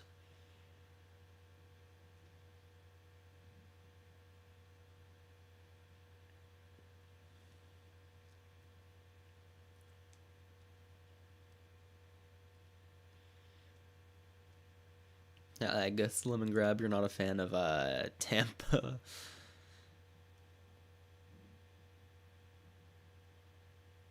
Shots on goal are currently 21 for Canada, 7 for the Russians. At one point in this game, shots are 4 apiece, but that was when the Russians got an early power play, and since then the shots have been 17 to, I forget.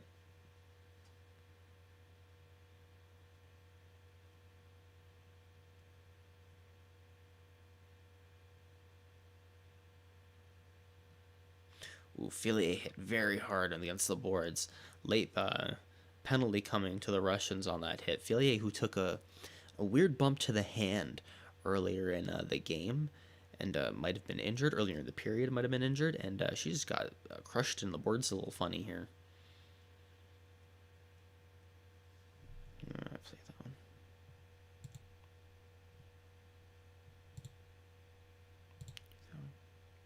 Boop. They're calling it holding. It's more of a weird illegal check into the boards, but that type of hitting is illegal at the Olympics for women, which gives Canada a power play here. Let's see if they can keep the pressure on a little bit tighter than the last one.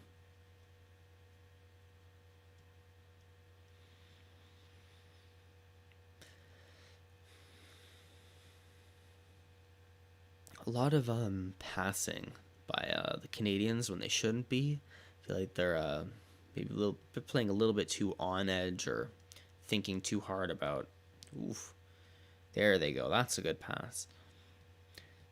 Still maintaining possession, but they're having a hard time finding that. That's the pass in the slot that they've been looking for before, and they're not trying as hard to find it either. They're kind of hoping it comes easy to them, which it's not a good luck when you only have a 2-goal lead as Canada. Big 3-on-1, but yeah, just no drive on that 3-on-1, and Canada unable to convert into it, even a shot on net. Ooh, rebound open for Johnson, who just couldn't squeeze that one in. Yeah, these, Dan, these power plays that they're adding up, and these shots are adding up. Shots for 23 or 24 for Canada right now. That's, there's a certain point you gotta Gretzin, the Russian goaltender, has to let one in, right?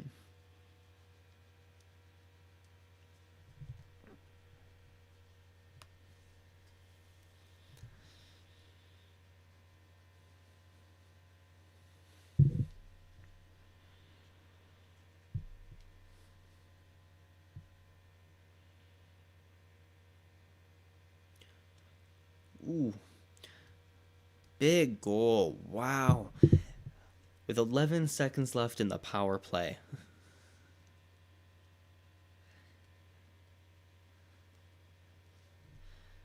There's a bit of a scramble in front of the net. I've noticed that, I mentioned earlier, Russia had been giving a little bit too much right in front of their own goaltender.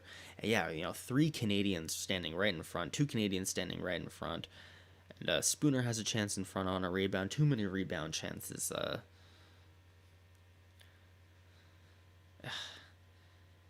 Yeah, Rattray knocking in the 3rd or 4th rebound. Just unfortunate for Gretzin, the Russian goaltender, who's not getting any help at all from the D.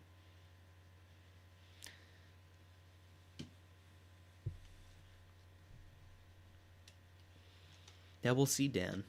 Yeah, the Russian goaltending's strong. If she can keep this nice and tight, maybe the floodgates don't open, but I'm not sure. This is I think it's more on the Canadians and how they play, and if they can convert now, because I feel like they've been playing a little bit off compared to the first 2 minutes of the game when they had a lot of energy.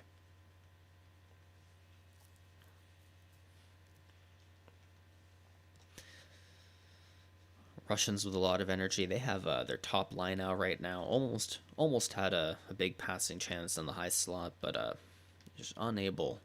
Canadians all over them in their own D zone.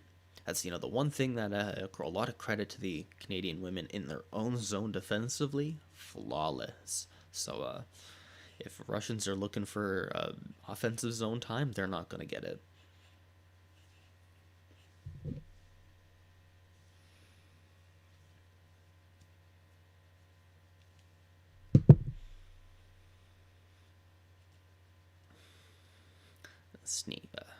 Sneaky play by Fast to pinch.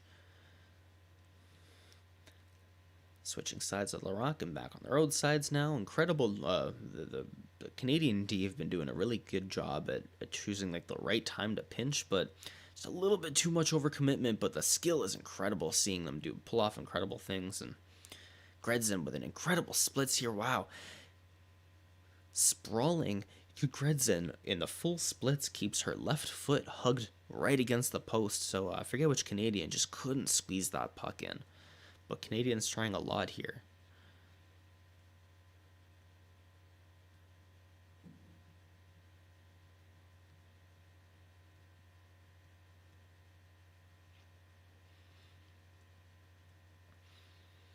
Another big stop by Gredzen. Wow, the Canadians are definitely turning up the pressure here. I believe the puck's been in the offensive zone for 2 minutes now. 2 full minutes of Canadian pressure ever since that last goal.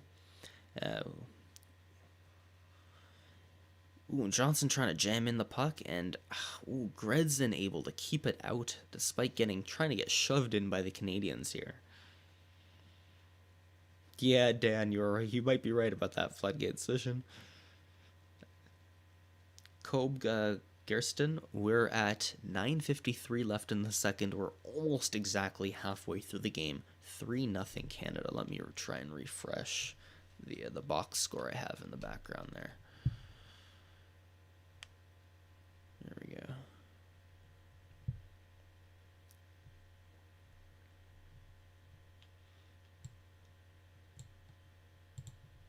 Let's do anything.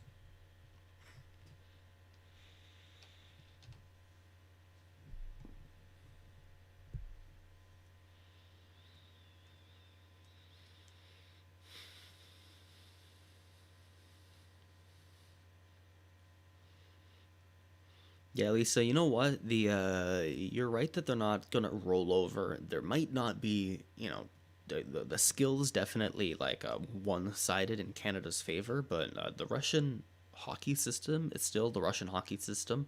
They're very, they're tough. They got a rigid structure. They're intense, and they're not just gonna, quit.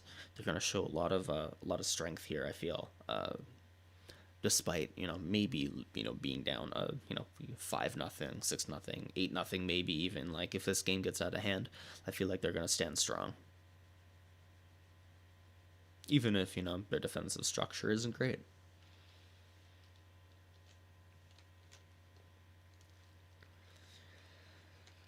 Yeah, Dan, De Castro, it's even if the score's a lot higher, I feel like we're gonna the Gredzen, the Russian goaltender, has to be at least the second star of the game. She is keeping it in. There's over 30 shots and against, and she stopped 27 of them.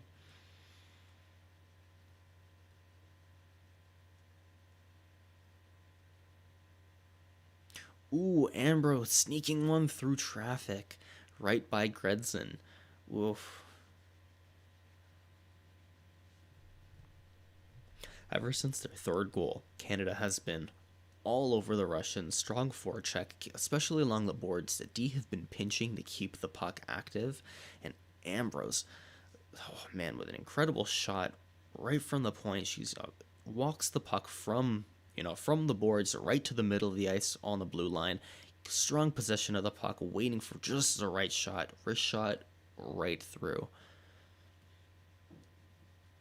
4-0 lead. They got 2 goals in the first. Now they have 2 goals here in the second. Erin Ambrose, they're putting their team up 4-0.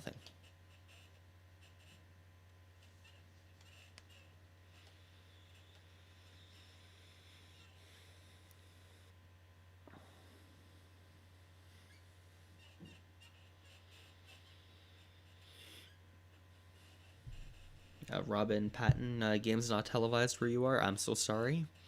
OnHockey.tv is a streaming service online. Use a VPN and an ad blocker. For those of you who don't have access to watch this live, for those of you who are watching, we're Dopamon. Me and my best friend here, we love to talk hockey, hockey news, analysis, speculation, scouting reports, and mock drafts. Come draft time, and we're definitely going to be covering more of the Olympics. We've Ryan, he's recapped the two previous women's hockey games for Canada, and we've got a lot more coming up. Gordon Green, you got $100 if they score 5-0. That's a pretty good bet.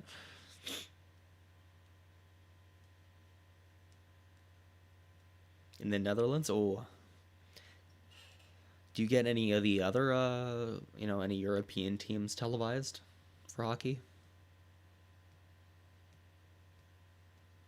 Well, it looks like we're getting a goaltending change. Gretzky, who has 30 saves on 34 shots, is being replaced here. This is shocking. Gretzky, who's been incredible in this goal so far, in this game so far in goal, getting pulled for Maria Sorokina. Wow.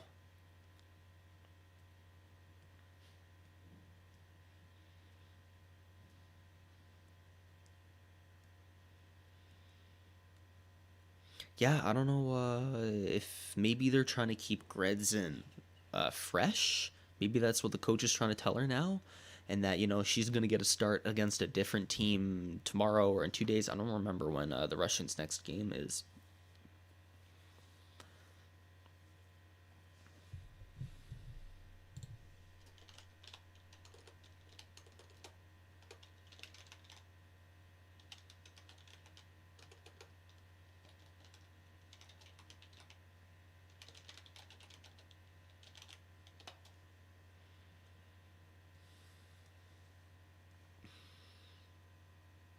Yeah, Gordon, it's a really good bet. I'm glad you made that. Betting for Canadians is usually pretty good.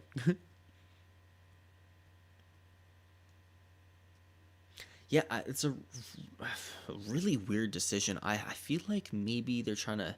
I'm not so sure when the next game is. What's the point in taking Gretzky out here? The Canadians definitely giving Sorokina no easy easy start here to warm up. It's still been all Canada all game ever since, especially ever since they scored their third goal. Uh, they've kept up the pressure the past, I'd say 4 or 5 minutes. It's been all Canada in the offensive zone. So yeah, it's a weird call to pull her. She's coming in cold, unsure. If they're not careful, could be another few goals here.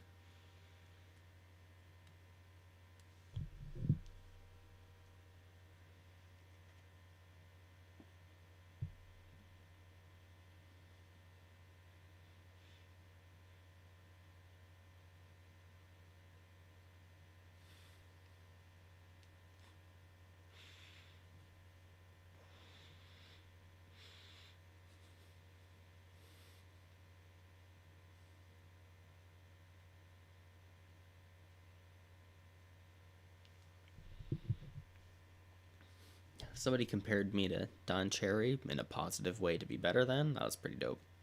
Not a fan of Don Cherry. Sometimes he has great takes about hockey health, helmets, but otherwise, some weird things he said. 9-0 final score. Min, yeah, I'm so sorry. You called 3-0 and then Canada scored immediately. I feel like if you call 4-0, you might be jinxing Russia into giving up another goal. Ooh, big hit by the Canadians here. Russia with their first shot in maybe 10 minutes now.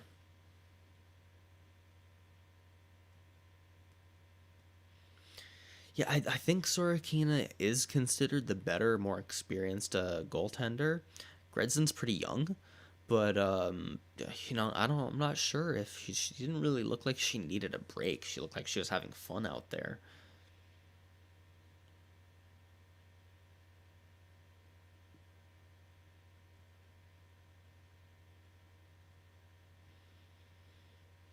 Yeah, Dakota, a lot of people bet on the game. It's pretty certain, you could be that the Canadians are gonna to win this one at least by 5 goals, maybe 6. So if you're gonna put money on, something, it might be that might as well be that, even if it's not gonna be a huge payout. It's a high guarantee one.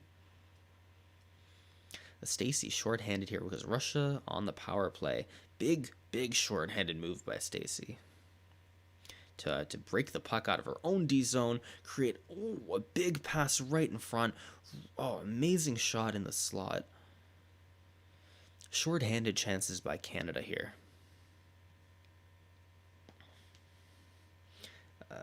Kobler, 7 minutes left in the second period. We got 1 minute and 20 seconds left in this power play for Russia. The big short-handed chance by Canada. Almost just a big shot in front of the net. I've been saying all game, Russia has not been good at keeping the front of their own net clear. Canada's been looking for the slot, and whenever they've had it, they've taken it. And so far, even shorthanded, that hasn't been different. Saulnier with a great defensive move to block a pass, and the puck got knocked out of play. Joy Remeda, my favorite team's the Ottawa Senators. I do live in Toronto, so I get a lot of hate for being me. But we're Dopamon. My best friend Ryan and I have a hockey channel here. He's a Toronto Maple Leafs fan, so I'm going to get a lot of Leafs takes.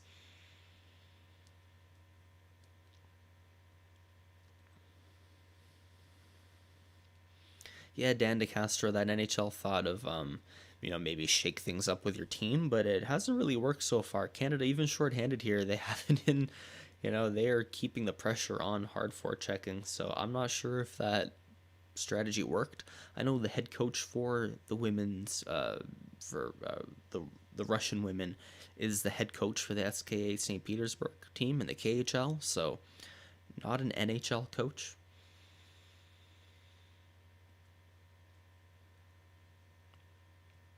And I'd be devastated if I were pulled too. Gredzin, the Russian goaltender who was pulled 32 minutes into this game, was playing incredible despite letting in 4 goals on 30 shots. Canada kills off another power play, but they're short-handed, still playing in the Russian zone.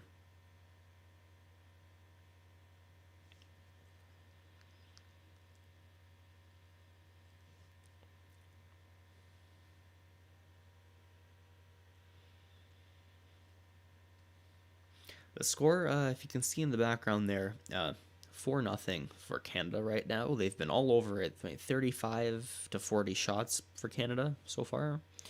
Maybe 10 to 12 for Russia. Ambrose most recently scoring a beautiful wrist shot. She gets the puck along the boards on the offensive blue line and then just walks it carefully along the blue line right to the middle of the ice. Great puck control, and then rips an amazing wrist shot right over Gredzin's shoulder. Yeah, Dan, if they can, it might be to a certain extent. A lot of it does come down to skill, but there has to be protecting your own net and not giving Canada third, fourth, fifth chances on rebounds. That's just basic hockey. Like, this is a breakdown of defense on Russia's part. I'm not very impressed by their own play in their own zone, especially right in front of their goalie.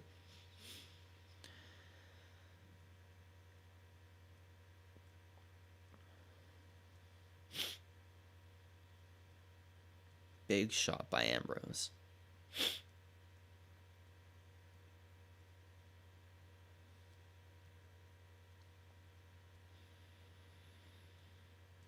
Rangers and Predators? Yeah, I love the Predators. I'm a big fan of the Rangers' history. But all Canada here, even despite the Russian power play, all Canada. Russia had maybe one chance since, but Canada's keeping the pressure on. Another amazing shot by Ambrose earlier. I think she might get, if you're looking for a D to score another goal, Ambrose might get a second one.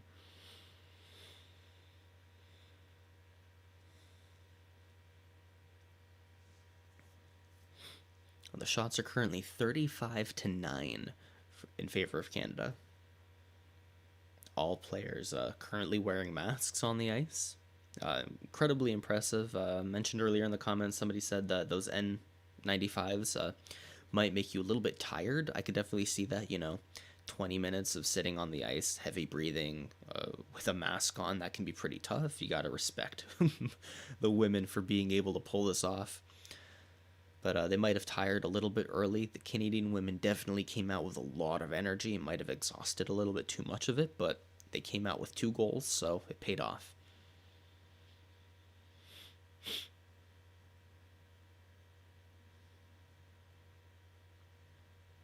Yeah, Messier, oh my god, that was the Rangers. That was all the most fun times to be a hockey fan and watch hockey. It was an incredible feeling for the Rangers.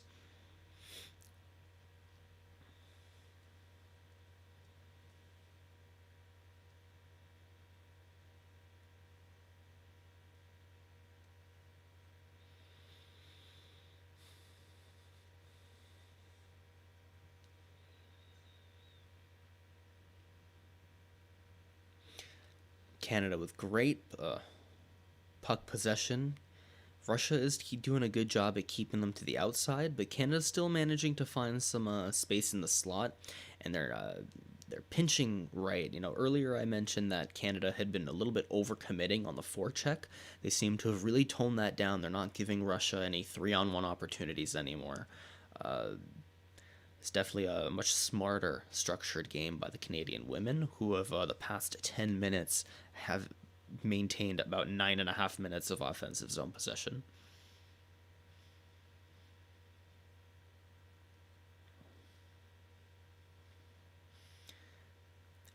Tony Wirsu, there's 3 minutes left. We're 4-0 for Canada. 3 minutes left. Whistle just went. So 3 minutes left in the second period.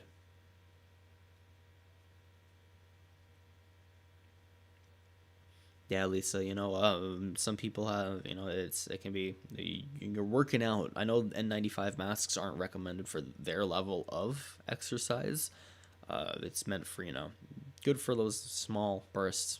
We do have, I've noticed, the camera feeds on the Russian bench right now, and you see the the Russian women taking their masks off just to catch a breath before putting it back on.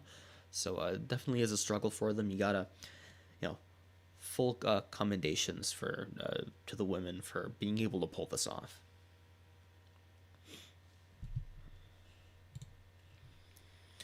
Strong breakout into the entry. Strong zone entry for Canada here. Ooh, Russia breaks it the other way on a turnover. 3-on-1 play for Russia. And wow, big goal for Russia. 4-1. The captain for Russia squeaks one.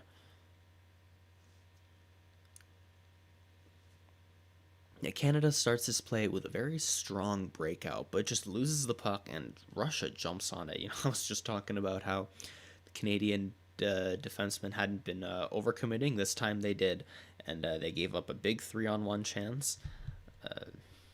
Did not look pretty. There's that one, just kind of move my head. Squeezes in that kind of.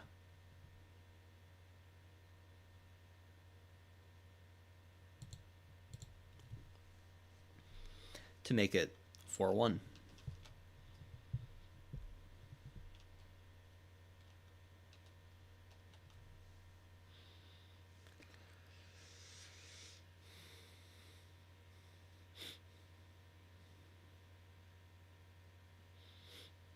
Yeah, it's when you only get. I'm a goaltender myself. We both are here on the channel, and when you only get one shot on net every 10 minutes, that it's tough to stay hot. Tough to stay warm. And the puck, just barely squeezed by her. And that if she had been taking shots the past 10 minutes, maybe that one wouldn't have gotten by her.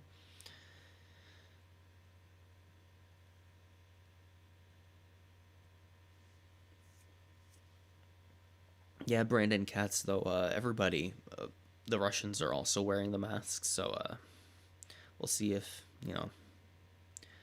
I can definitely tell that, you know, the Canadians started with an energy that they haven't been able to match, but at times they've still been able to dominate this game. So it does, you know, they might not have to put in that much energy. Min, yeah, $100 is a tough $100 to lose. I'm sorry, man.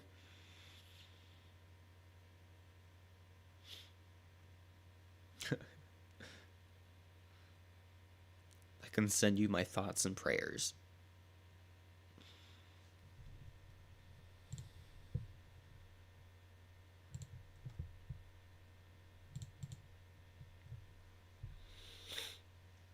One minute left in the second period here.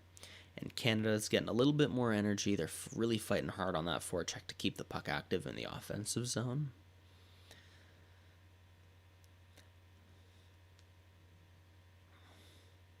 Still working around the perimeter. Both teams tend to do a lot of D-to-D passing, one-timer, hope for some traffic. They seem to be utilizing that one a little bit too much. I want to see the Canadian women maybe try and force, you know, use their skill to force their way to the front of the net a little bit harder. Big one-time chance in front of the net too. Yeah, they're still looking for that high slot pass, but maybe they can adjust their strategy a little.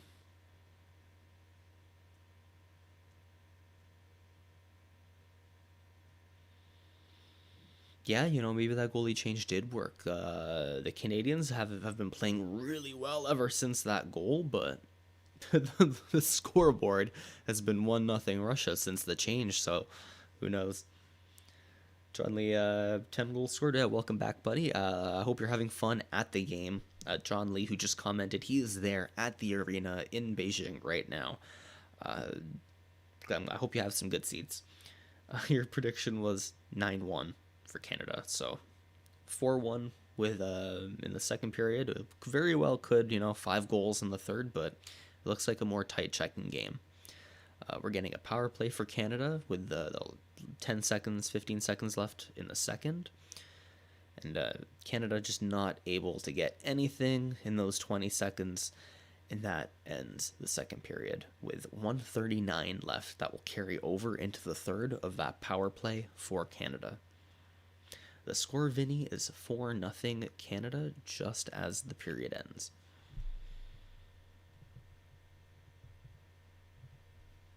Yeah, Sorokina is 1-0 as far as she's concerned. 4-0 after 40 minutes. 4-1. Thank you for correcting me, everybody. Show the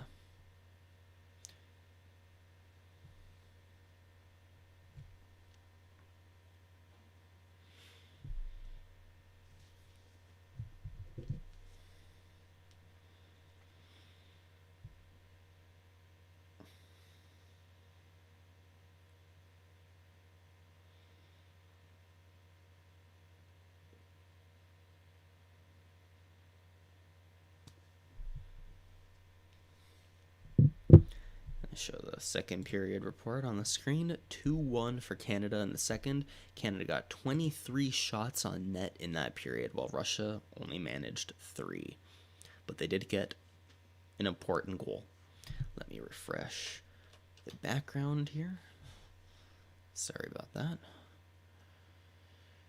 And Shakina's goal is updated right there.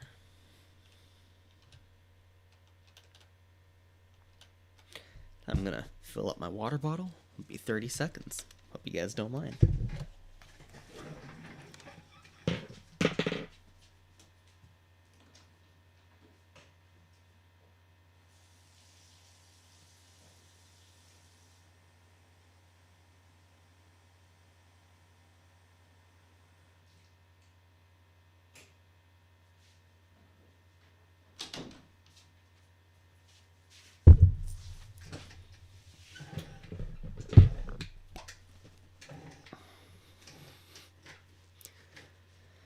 Second intermission, it is time to tell me down below in the comments what your predictions were and how they're looking.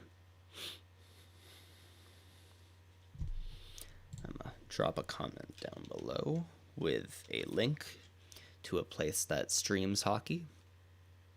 But I'm going to warn everybody, use an ad blocker and a VPN.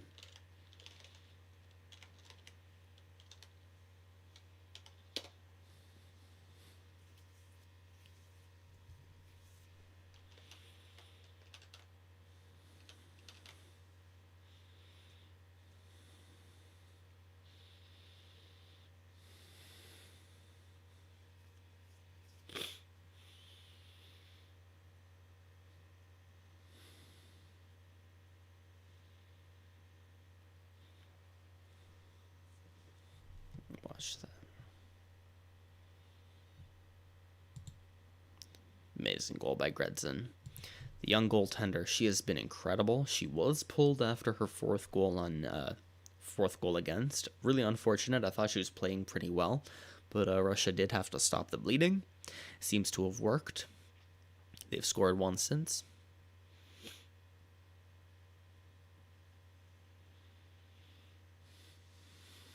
Yeah, Stanley, it'd be fun to see them crush each other and throw some fisticuffs, but they do have the full cage helmets. Safety is obviously a primary concern, and even for the men's hockey, you do get the physicality, but it's not the same type of, you know, they tend to have like a different style of play, and not like the NHL All Star game, but it's a very different type, and still a little bit less hitting than a team in the NHL that's trying to grind out a win, for instance.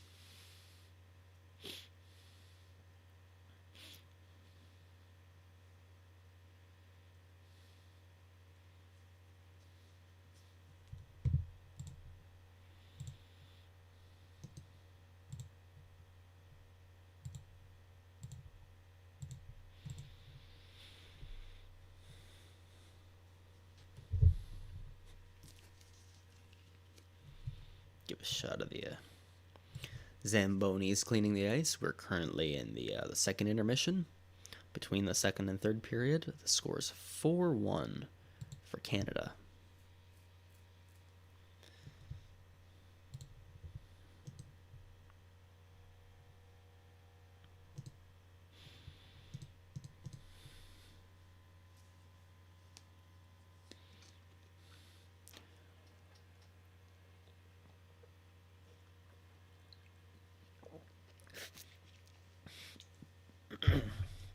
That's a good question, Stanley. I am a huge Sens fan, so I will answer that. Part of it is a little bit too much confidence in Shane Pinto being available as a second line center. Ottawa needs a second line center, a 1A, 1B kind of thing. When you think of the past when they had Turris, Zibanejad, or Brassard kind of, fighting for a 1-2 spot. It was healthy that they had that competition for 1-2, and it kind of drove two strong offensive lines, and that's, the last time they were particularly competitive. But, I feel like that was missing from the roster, and that with Shane Pinto out, they haven't been able to know where he's at, so they can't go out and sign, a big name. They're not sure where, their potential future second line center could be. So Ottawa's in a tough spot there, and I feel like they also want a big right shot D, a few D maybe to step up. You're looking at Lassie Thompson, who's gotten a lot of ice time recently. I think he's pretty good. He could be a second pair kind of guy. Jacob Bernard Docker's coming up. He could be a second pair kind of guy. Maybe play with Shabbat. Maybe they both play with Shabbat. Brandstrom could play with Shabbat.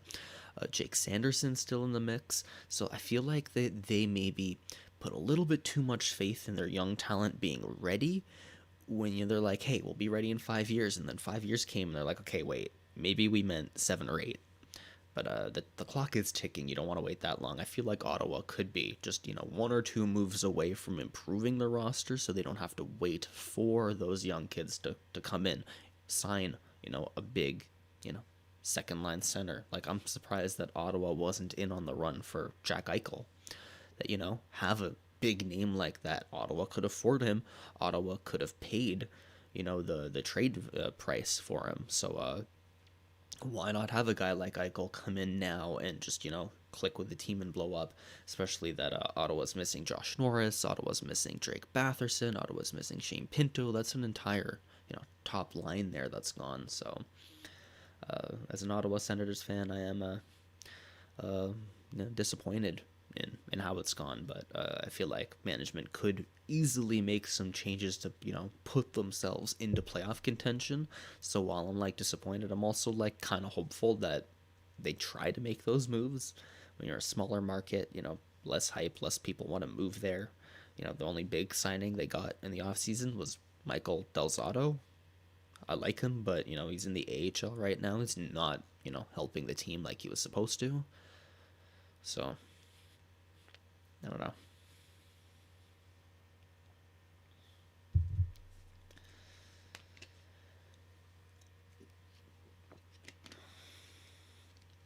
We're about 6.5 minutes away from puck drop for the third period, and maybe I'll flash over to the. This is what it looks like in the arena right now. No, we have somebody's been commenting. John Lee, he is at the game right now in the stands somewhere over there. So, big thumbs up to him. Congratulations. It's awesome.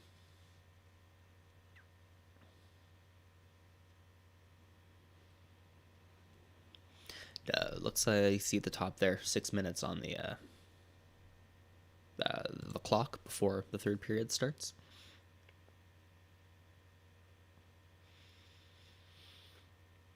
Yeah, Jacob Chychrun and Phil Kessel. You know what? The price tag that I'm hearing on Jacob Chychrun, a first, a second, and a third, a first, a prospect, and a roster player, something like that. That's not very high for Chychrun, who has the potential to be a top pairing kind of D. He's in Arizona. Arizona sucks, and he's been pretty good. Like it's impressive to be a defenseman and show promise on a shitty team. So I feel like that the trade value for Chychrun's really low compared to what his potential could be, and I think if any team goes for him, they'll be delighted, and I absolutely would love to see Ottawa go for him. I know Ottawa has an abundance of left-hand D, so they're trying to look for a right-hand D. They got Chabot on the left, they got Brandstrom on the left, they got Jake Sanderson coming in on the left, they have Nick Holden on the left, but that's with a guy like Jacob Chychrun, it doesn't matter. Just take him. He's so good. He's available. Just like an NHL entry draft, sometimes you just got to take the best player and accept it and deal with it. It's better to have a great team than have a shitty team and try and piece it together. So, yeah, we're currently in the second intermission. 4.5 minutes remaining before the third period starts. 4-1 Canada.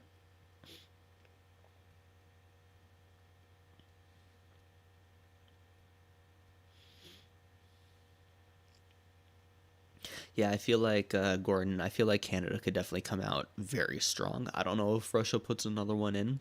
I'm surprised that they got one at all. Canada had really tightened up defensively, in my opinion, up until that goal. They hadn't let a shot in like 10 minutes. So we'll see.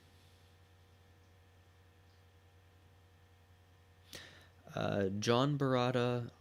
This is Canada's playing right now, so it'll not today, but tomorrow. But I don't know where you are, so like in 24 hours from now, Canada and the U.S. should be playing each other, I believe. Of course, it is a preliminary round. The Canada played today, so they are going to be a little bit tired when they face off against the Team USA. So maybe that does play a factor on betting. Maybe it plays a factor in the final score. If Team USA wins that game by like a very small margin, like if it's a 3-2 win or something, then maybe you can argue that a more refreshed Canadian team could maybe take it, but we'll see.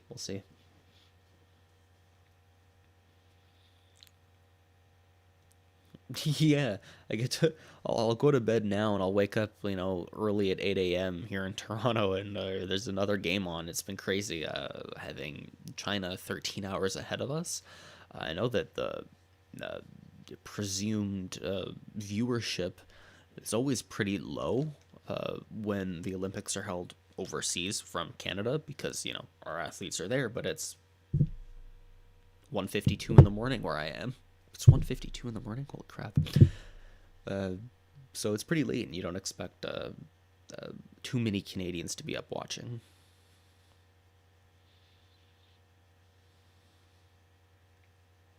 Sabres moving to Atlanta in 2023.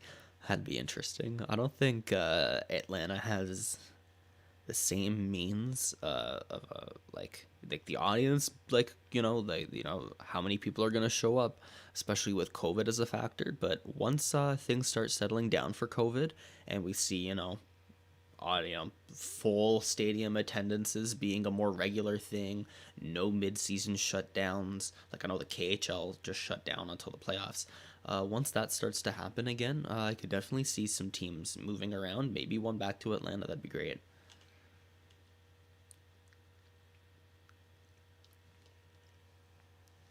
Yeah, you know what? New York fishing, Western New York fishing.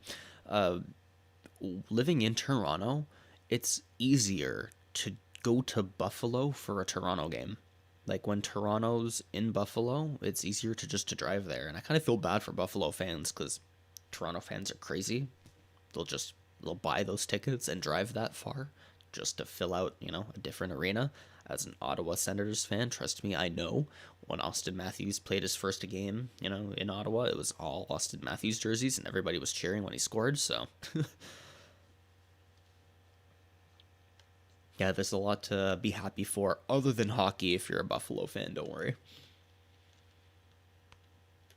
Yeah, yeah, Dan, and right, you can just cross right across the border and go watch a Detroit game. Like, been to Detroit's another one that's pretty common for Torontonians to go to as well. I'd love to see, I don't know specifically about Iowa, but somewhere in the Midwest, more, there's a lot of hockey players coming out of the Midwest. I'd love to see another team kind of thrown somewhere in there. Colorado, Utah, North Dakota, Wisconsin, somewhere. Somewhere in there. About a minute away now from the puck drop for the start the third period.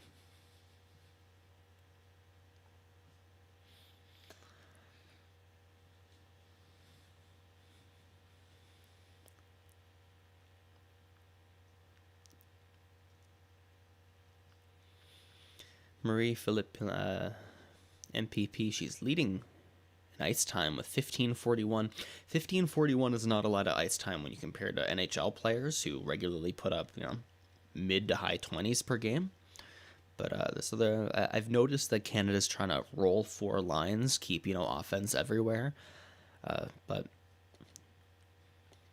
that does translate to more even time on ice. The puck is dropped, and Canada has started very strong.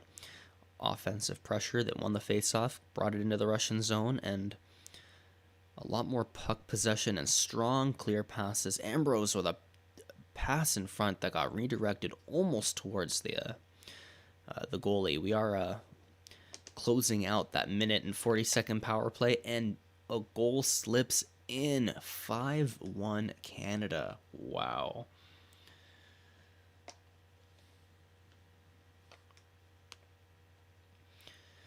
That makes Canada 2 for 4 on the power play now, and not much Russian goaltender can do. Kind of another funny bounce. I'm about to show this one. Just kind of boink, slips in. Squeezes right between the legs of Sorokina. It's 5-1 now is the score for Canada. Let me refresh. There we go.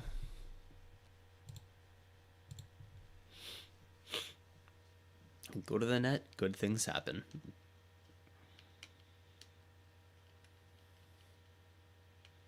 Marie-Philippe Poulin with the assist on that. She has been dishing the puck.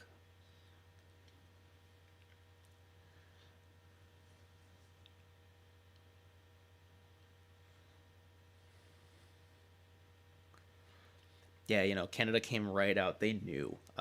In the NHL, it is a verified statistic that when a power play carries over between periods, you're per minute much less likely to score in that new period. If you get a minute, a minute left in the second and you get a penalty, that minute that carries over, you're very unlikely to score. So for the Canadian women, they knew they had to come out and just make a big splash really early, really hard, and they did. It was all of them, all strong passes, and then immediately Poulin dishes one, and they score.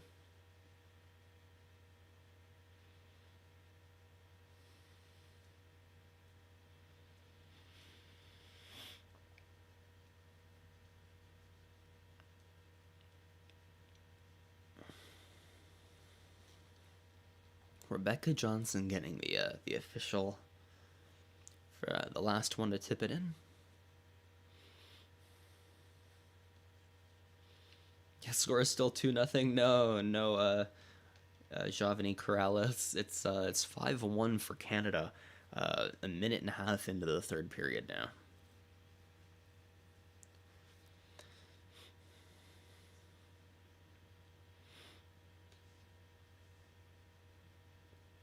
Yeah, don't jinx it yet.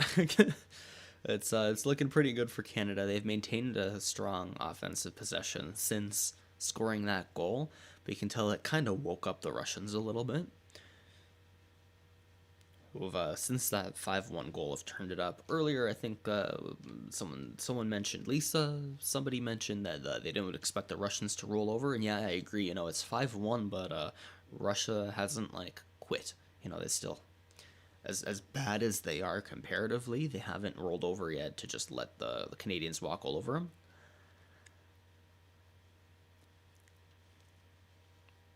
Great breakaway attempt denied for Fillier.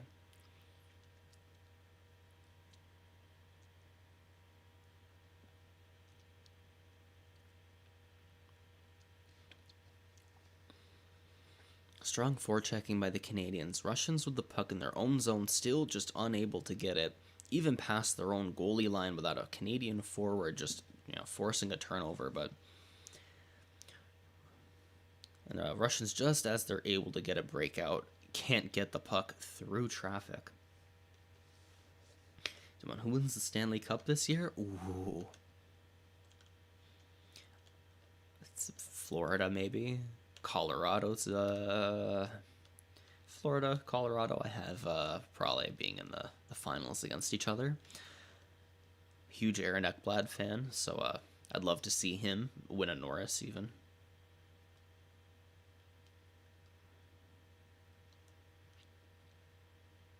Yeah, Stanley, that's right. We've already seen a few injuries happen in this tournament. You don't want these players to get injured. You've seen an opportunity where they've like lined up what could have been a hit. You saw that breakaway chance denied, but instead of body checking, they're stick checking, and that's it exemplifies just how much skill they have.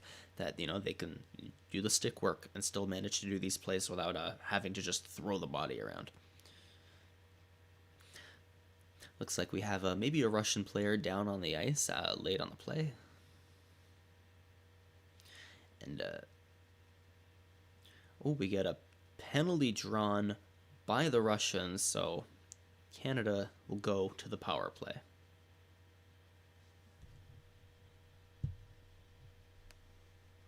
This is the 5th power play of the night for Canada. You cannot give Canada this many power plays. Mentioned earlier, was it Dan?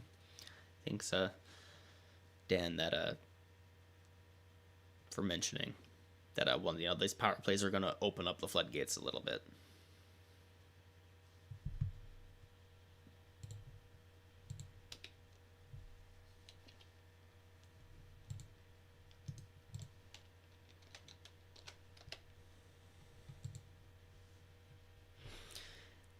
Canada on their 5th power play.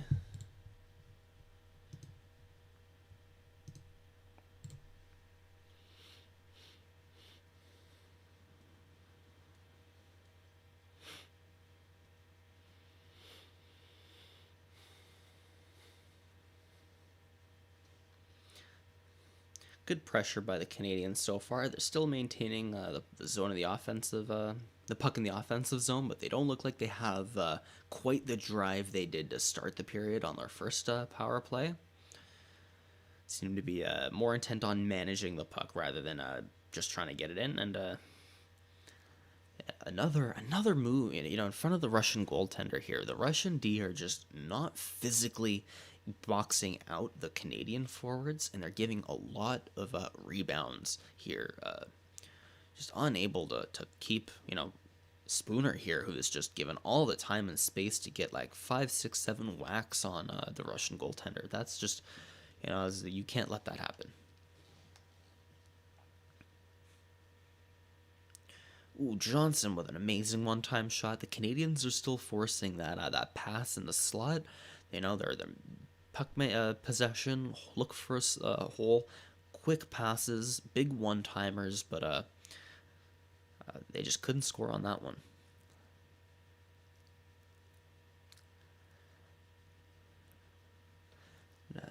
Canada currently playing 4 forwards, 1D.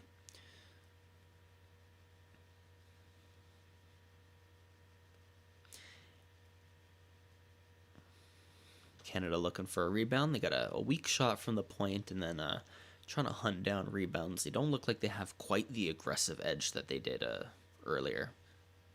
Makes a lot of sense. You know, they're about to face the United States tomorrow in less than 24 hours, so you know that they don't want to be having to give 110% on the ice. If they're up 5-1, they don't have to, you know, exhaust themselves, hurt themselves. Big 2-on-1, and the puck goes in. Russian D just not able to keep the front of the net clear, and Canadian forwards, who was that, just walked right in, and Poulin, Marie-Philippe Poulin, who MPP, who has been incredible in this game, just walks right in. Yeah, and bumps in as a little bit of a sharp angle. Right there, Poulin with almost on the goal line when she knocks that one in. But she's, you know, she jumps in from the blue line, and that's what I talk about when you talk about the Canadian forecheck being incredibly strong.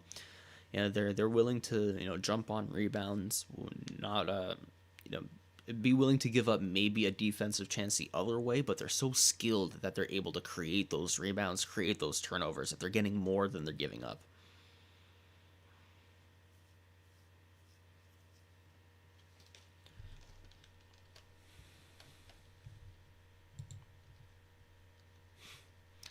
Still waiting on a live update on the box score I have in the background, but it is now 6-1.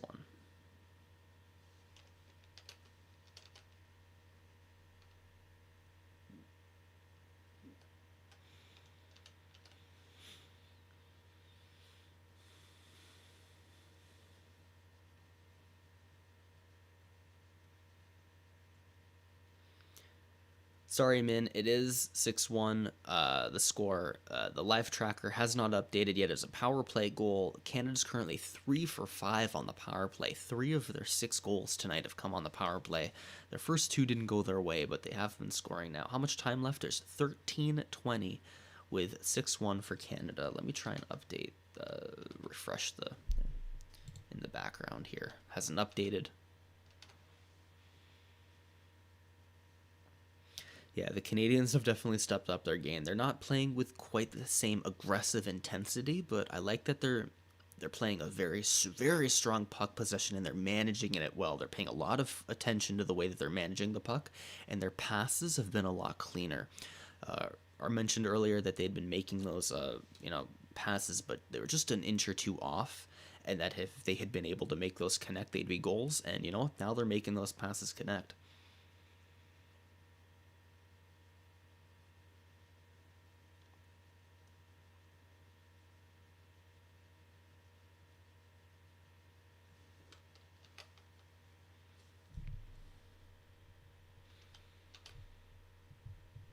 There we go, 6-1. Finally updated in the background.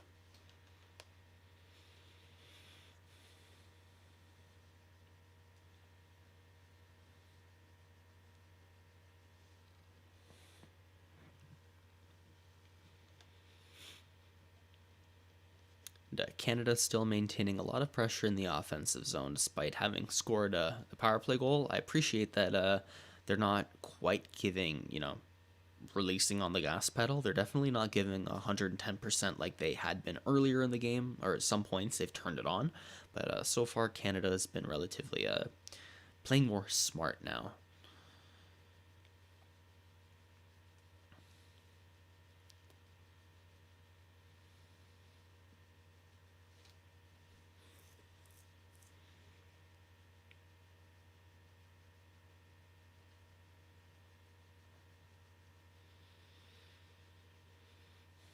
Then I've also noticed that the Canadian women are a lot more willing to carry the puck themselves, and instead of relying on a low or high risk pass with low reward, they're, you know, willing to hold on to the puck when they aren't physically pressured.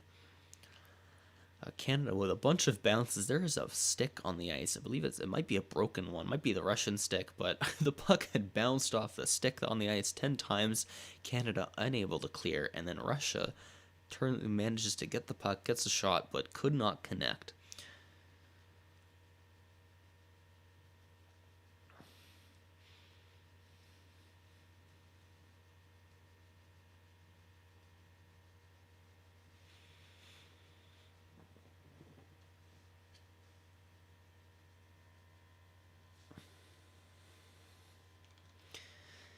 Russia still unable to get the puck cleanly out of their zone. Their breakout strategy has not been working. Canada's forecheck has been incredible, forcing turnovers, forcing the puck. And any time that the Russians have tried to move forward, there's a Canadian on them and forcing them to move back. Yeah, Havani, it is 6-1. The score you're seeing over there is accurate. And we are 10 minutes left in the third, halfway through the third period. Still tons of hockey left for a 7-1 goal. Tony, I know you're wanting the comments there.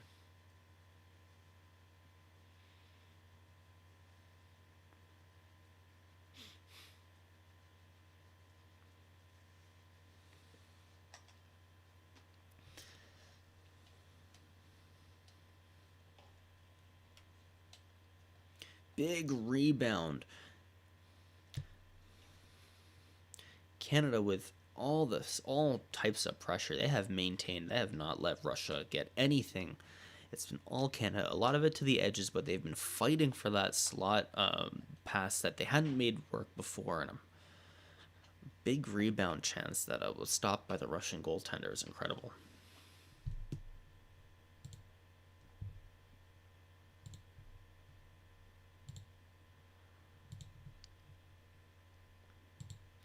And it looks like the Team Russia is going on and getting another penalty here for tripping a Canadian.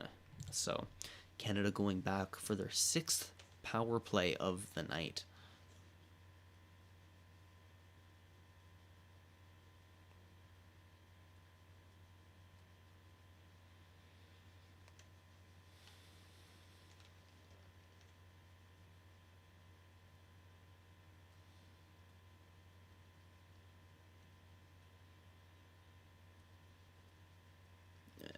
Cheems, my boy. Nah, you guys are the awesome ones. Thank you all so much for sticking around. We're Dopamon, me and my best friend here. We like to talk hockey. Yeah, we're both Canadian. My best friend and I went to school together. Talk hockey news, analysis, trade speculation. We do mock drafts and scouting reports. We covered all the Olympic rosters. We covered the World Junior rosters, did some coverage. We got a lot more Olympic coverage still to come, so stick around.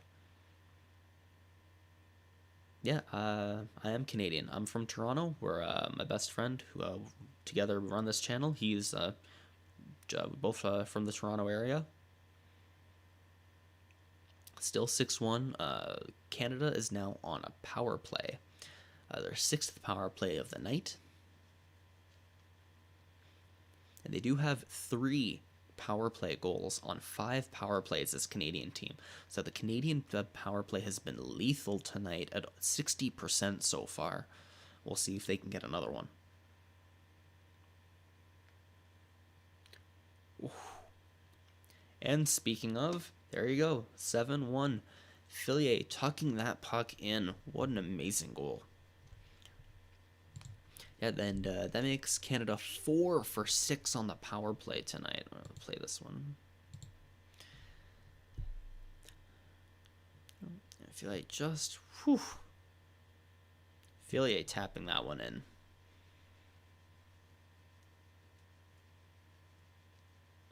And that's, when you see that Fillier is alone in front of the net, the Russian defender was not covering her. That's another example of the Russian D just not covering the front of the net, not boxing out Canadian forwards, and it leads to a goal. We saw the Russian goaltender that started this game, Gredzin. She got pulled, in after the fourth goal, and this is the third goal against the new goaltender, so I don't think that strategy worked.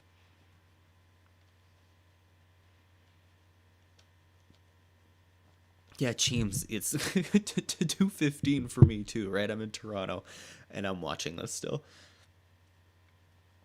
Ooh, we're actually getting the goals under review right now by the Russian coach called a challenge.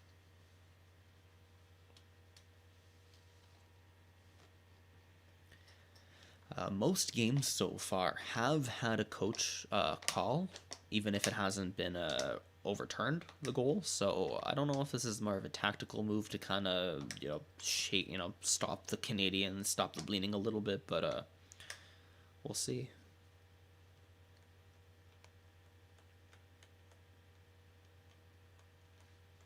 Yeah, congrats on making some money, Gordon. For those of you that bet on this game, congrats on making some money. Yeah, it looks like it was. I'm gonna to this. You guys can actually see that. Is this offside? Yeah, that's close, but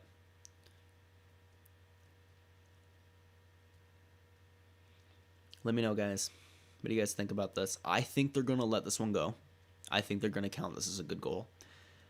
I'm not so sure if in reality, if where the line is.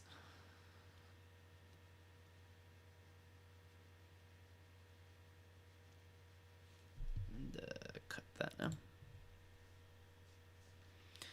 I can't leave that up there for too long. Sorry about that. I don't want to get hit for copyright infringement, but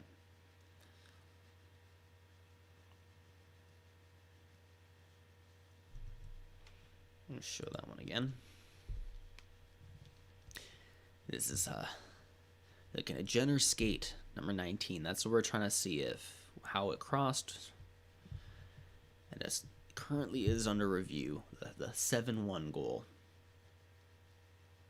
Yeah, that's Jack inconclusive. That's they accidentally showed us just how many it looked like at least like 50-60 different camera angles there. But it definitely looks inconclusive from our angle. So we'll see. Just so I don't get hit for copyright, I'm going to keep it in very small doses. That's off? Yeah, it looks offside, but like in reality it might be, but with the camera angles they have, they might call it inconclusive. I'm not sure. This is tough. Of course, what they're showing on, the live broadcast is just live broadcast, frame by frame. When the IHF, the IHF, they have access to at least 50-60 different camera angles, so it might be a lot more clear on their end.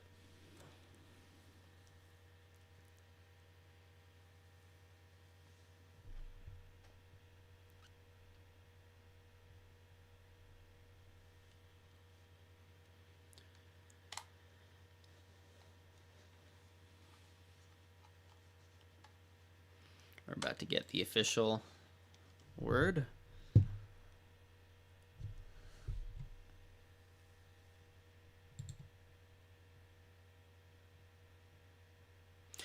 It's an offside. It is being determined as an offside. You saw that. No goal. It is not 7-1. Sorry, you did not win your money if you bet on this game for 7-1.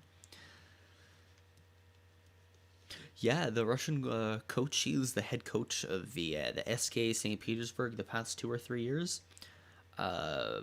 He's salty. He knew. I guess he saw it. He looked at it and he's like, you know what? That's a bad goal. He called it, and that is the correct call. It should be 6-1.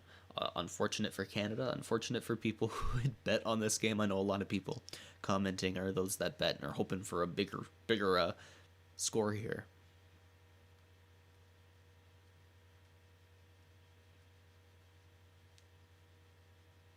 Yeah, Ryan Knight, sorry if you were just watching. Goal was overturned, it was offside. as it's still a minute and a half left in this Canadian power play. So maybe we'll see. It's very likely that this could still be a 7-1 game. 8.5 minutes is a lot of hockey, so we'll see. Canadians look like they have a lot of energy after that like 2 or 3 minute, 5 minute really break to review the call. Oh, chance in that high slot again. Canada really reaching for that pass, for that high slot pass. Just make it work around the boards. Keep the puck moving. Don't stand still with it. Back and forth between D if you have to, and then looking for that person in the slot for a quick one timer. They are getting those chances, and they're getting a lot. We're looking at 8 minutes left in the third period, with 1 minute left in the power play for Canada.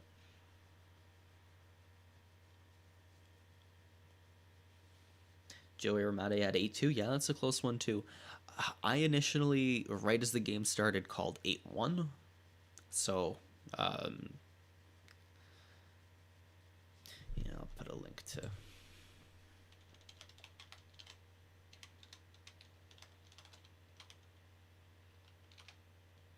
Spooner on her own rebound. The Russian, again, Russian D are just unable to keep the front of their own net clear, and Canadian forwards have all sorts of access for rebounds and tap-ins.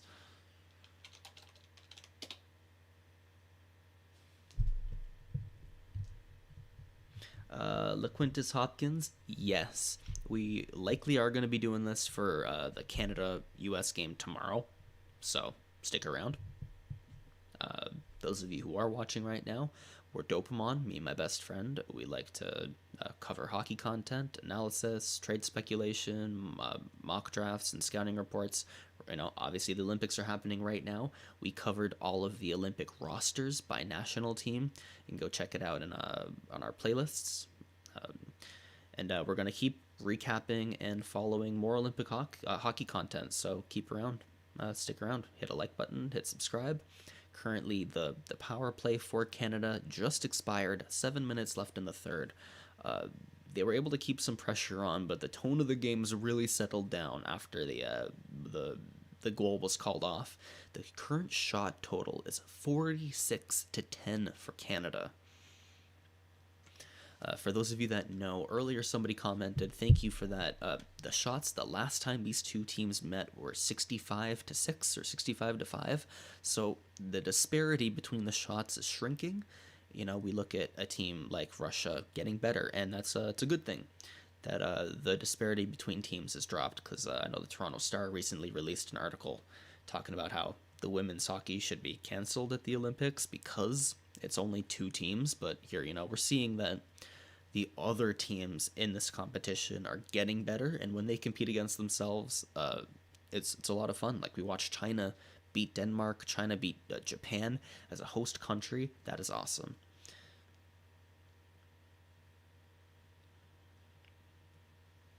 Even if they're not, Canada or the US.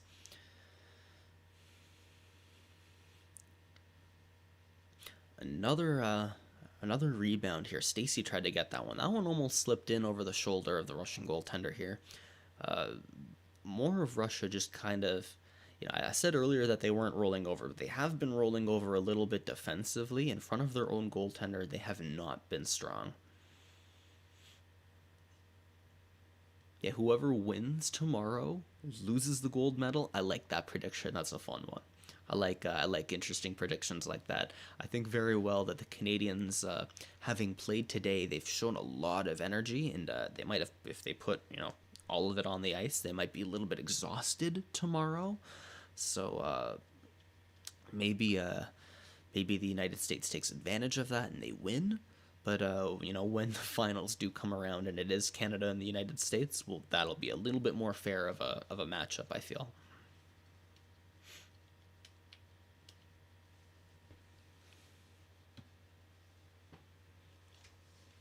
With 6-1 remaining to pull the goalie, the Sorokina, the goalie who's in right now, didn't start the game. They started the game with Gredzin, who after the fourth goal, they swapped. But, so Sorokina, she is the backup today who came in So I don't see her being pulled unless they're looking for an extra skater.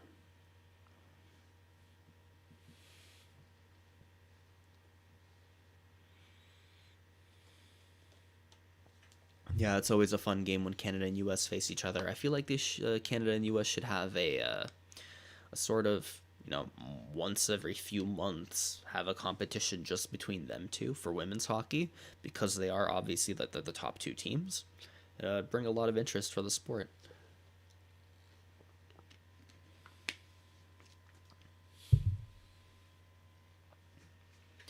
And I feel like if there's more attention towards women's hockey when they come to the Olympics, more people watch it.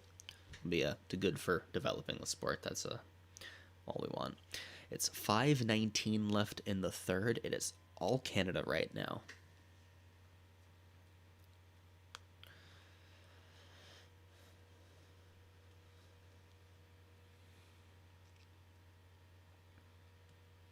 Shots are currently 48-10 in favor of Canada with 5 minutes remaining. And Russia just not getting any chance here. They attempted a breakout, but the Canadian defender was just on it. I've noticed the Canadian forecheck isn't as intense. The D isn't pinching as often, but they are maintaining a strong puck possession, which is very important. Good saucer pass off the boards by the Russians to create a 2-on-1. An amazing move to block some space that the Russian 2-on-1 rush denied. And Spooner coming the other way. Big shot right off the blocker. Might have hit the post too.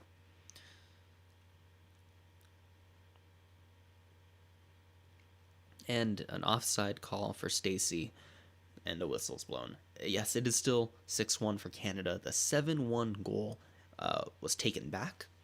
That goal was offside. I believe you can go in the stream. Maybe it was, I'd say, 10 minutes ago. Maybe 10 minutes ago in the stream, you can go back and see that the 7-1 goal was offside.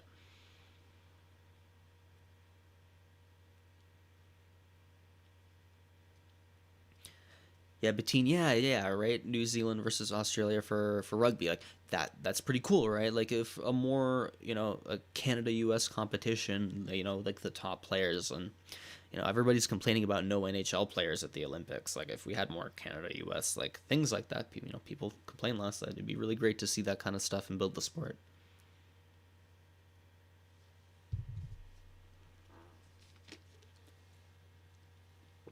Yeah, the refs have been pretty loose on what is and isn't a trip. I'm surprised that the refs haven't actually called more penalties on Canada. They've gotten away with a few that I feel like Russia got called on. When Canada's beating Russia this bad, the refs tend to not give that team as many power plays, and they have. So, big face-off win for Canada. Strong forecheck. Russia unable to maintain possession, but Stacey gets the puck in the defensive zone. And the Russian forecheck has been strong, but the Canadian breakout strategy has been really effective all game. The Russians have not been able to keep the Canadians in their own zone. That might be the hardest part. The most evident part of the skill differential here is the way that the Canadians can forecheck in the Russian offense, in the Russian zone, but the Russians are having a hard time forechecking against the Canadians. Lisa Roberts, because of COVID, NHL players could not come to the NHL, to the Olympics.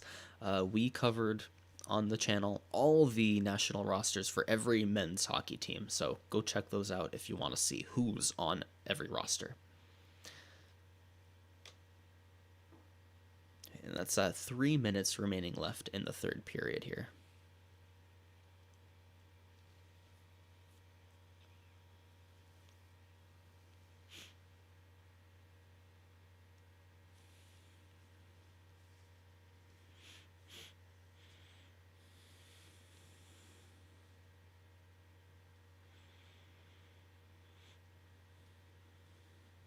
Ooh, big interception by Poulin, but couldn't make it.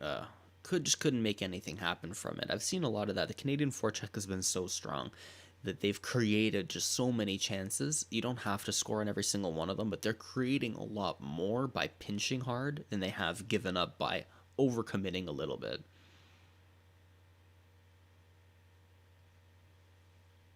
Dan DeCastro. No, Canada got three out of 6 power plays. Three of their goals are on the power play.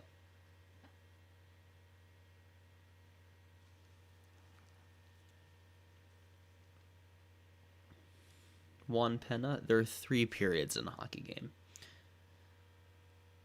Yeah, Dan DeCastro, don't worry there. The 3 on 6 power plays, 3 power play goals for Canada. They're 50%. That's a lethal power play. And yeah, Tony Wersu, nothing worse than having, you score your 7-1 goal, you're all happy, and then it gets taken back, and you're just absolutely deflated. The Canadians have looked a little deflated in the 5 minutes since. It's taken a little bit for them to kind of get the energy to close out this period. There's got a minute and 45 seconds left. Yeah, right. Don't careful with those. The online sites don't always have them perfect. I was watching, so you can trust me.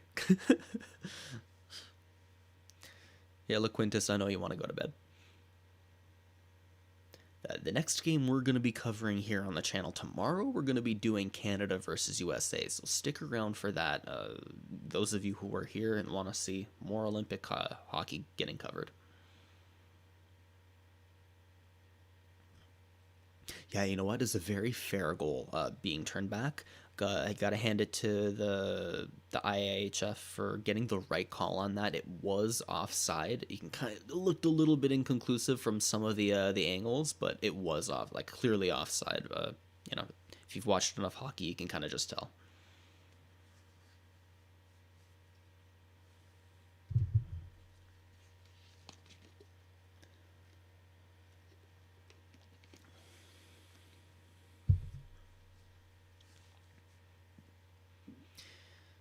You know what? There was an early power play for Russia, and the shots were even at 4-4 apiece. And at that point, Canadian goaltender looked really great.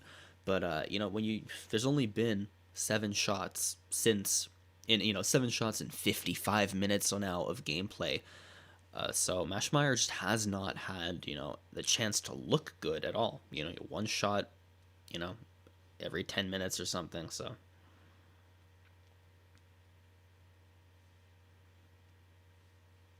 Big shot by Ambrose, but could not get that one in. And as a goaltender myself, it's better to play in a game where you get 50, 60 shots against than one where you get 5 or 6. It's hard to stay hot when you're just standing there in your skates, your feet kind of hurt, and you don't do anything. So I don't judge the Canadian goaltender for not looking too sharp if she won 6-1. That's okay. And we have the last 10 seconds left.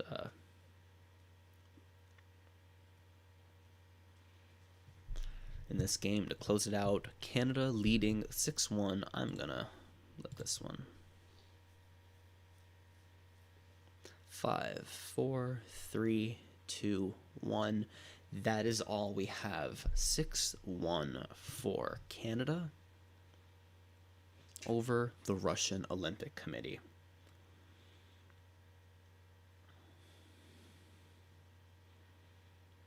So that was it. I had personally thought I had predicted 8-1. I definitely think it could have been a 15-3 kind of game. Incredible chances both ways, but wow, this is one-sided for Canada. The Canadian women, strong forechecking all game, kept the puck in the Russian defensive zone. Really worked hard to keep the passes in the high slot right in front of the Russian goaltender. Got a full credit to Canada. Deserves the 6-1 win. Russia did not play great in their own zone, especially in front of their own goaltender. You need to be stronger and box out Canadian forwards because they will make you pay for it. Canadian forwards, Canadian hockey players, they are tough. These women, they're more muscular than you realize, and the that's it. That's all she wrote. 6-1 for Canada. Thank you for everybody that stuck around for the entire stream. I've been streaming since 11:30 when this game got delayed. The Russians were on the ice for 35 minutes waiting for the puck drop, and the Canadian team was still in the locker room. The Russians had failed to provide negative COVID test results to the Canadian team. I don't know if they had done it personally or if it was a logistical issue, but the Canadians had not received the negative COVID test results by the Russians. So the game started an hour after scheduled. So that means I've been doing this for over 3 hours. I want to thank everybody who stuck around for that. We're Dopamon. Me and my best friend here run a hockey YouTube channel. We like to talk about news, trade speculation, mock drafts, scouting reports, and we cover a lot of the international competitions. We tried to cover the World Juniors that got canceled. We want to cover more of the Olympics as they go along. We're going to be doing Canada-US tomorrow, so stick around for that. Yeah, Jamar, that offside call kept me sweating too. It was definitely intense, even if it was only the difference between 6-1, 7-1. It was definitely a clincher.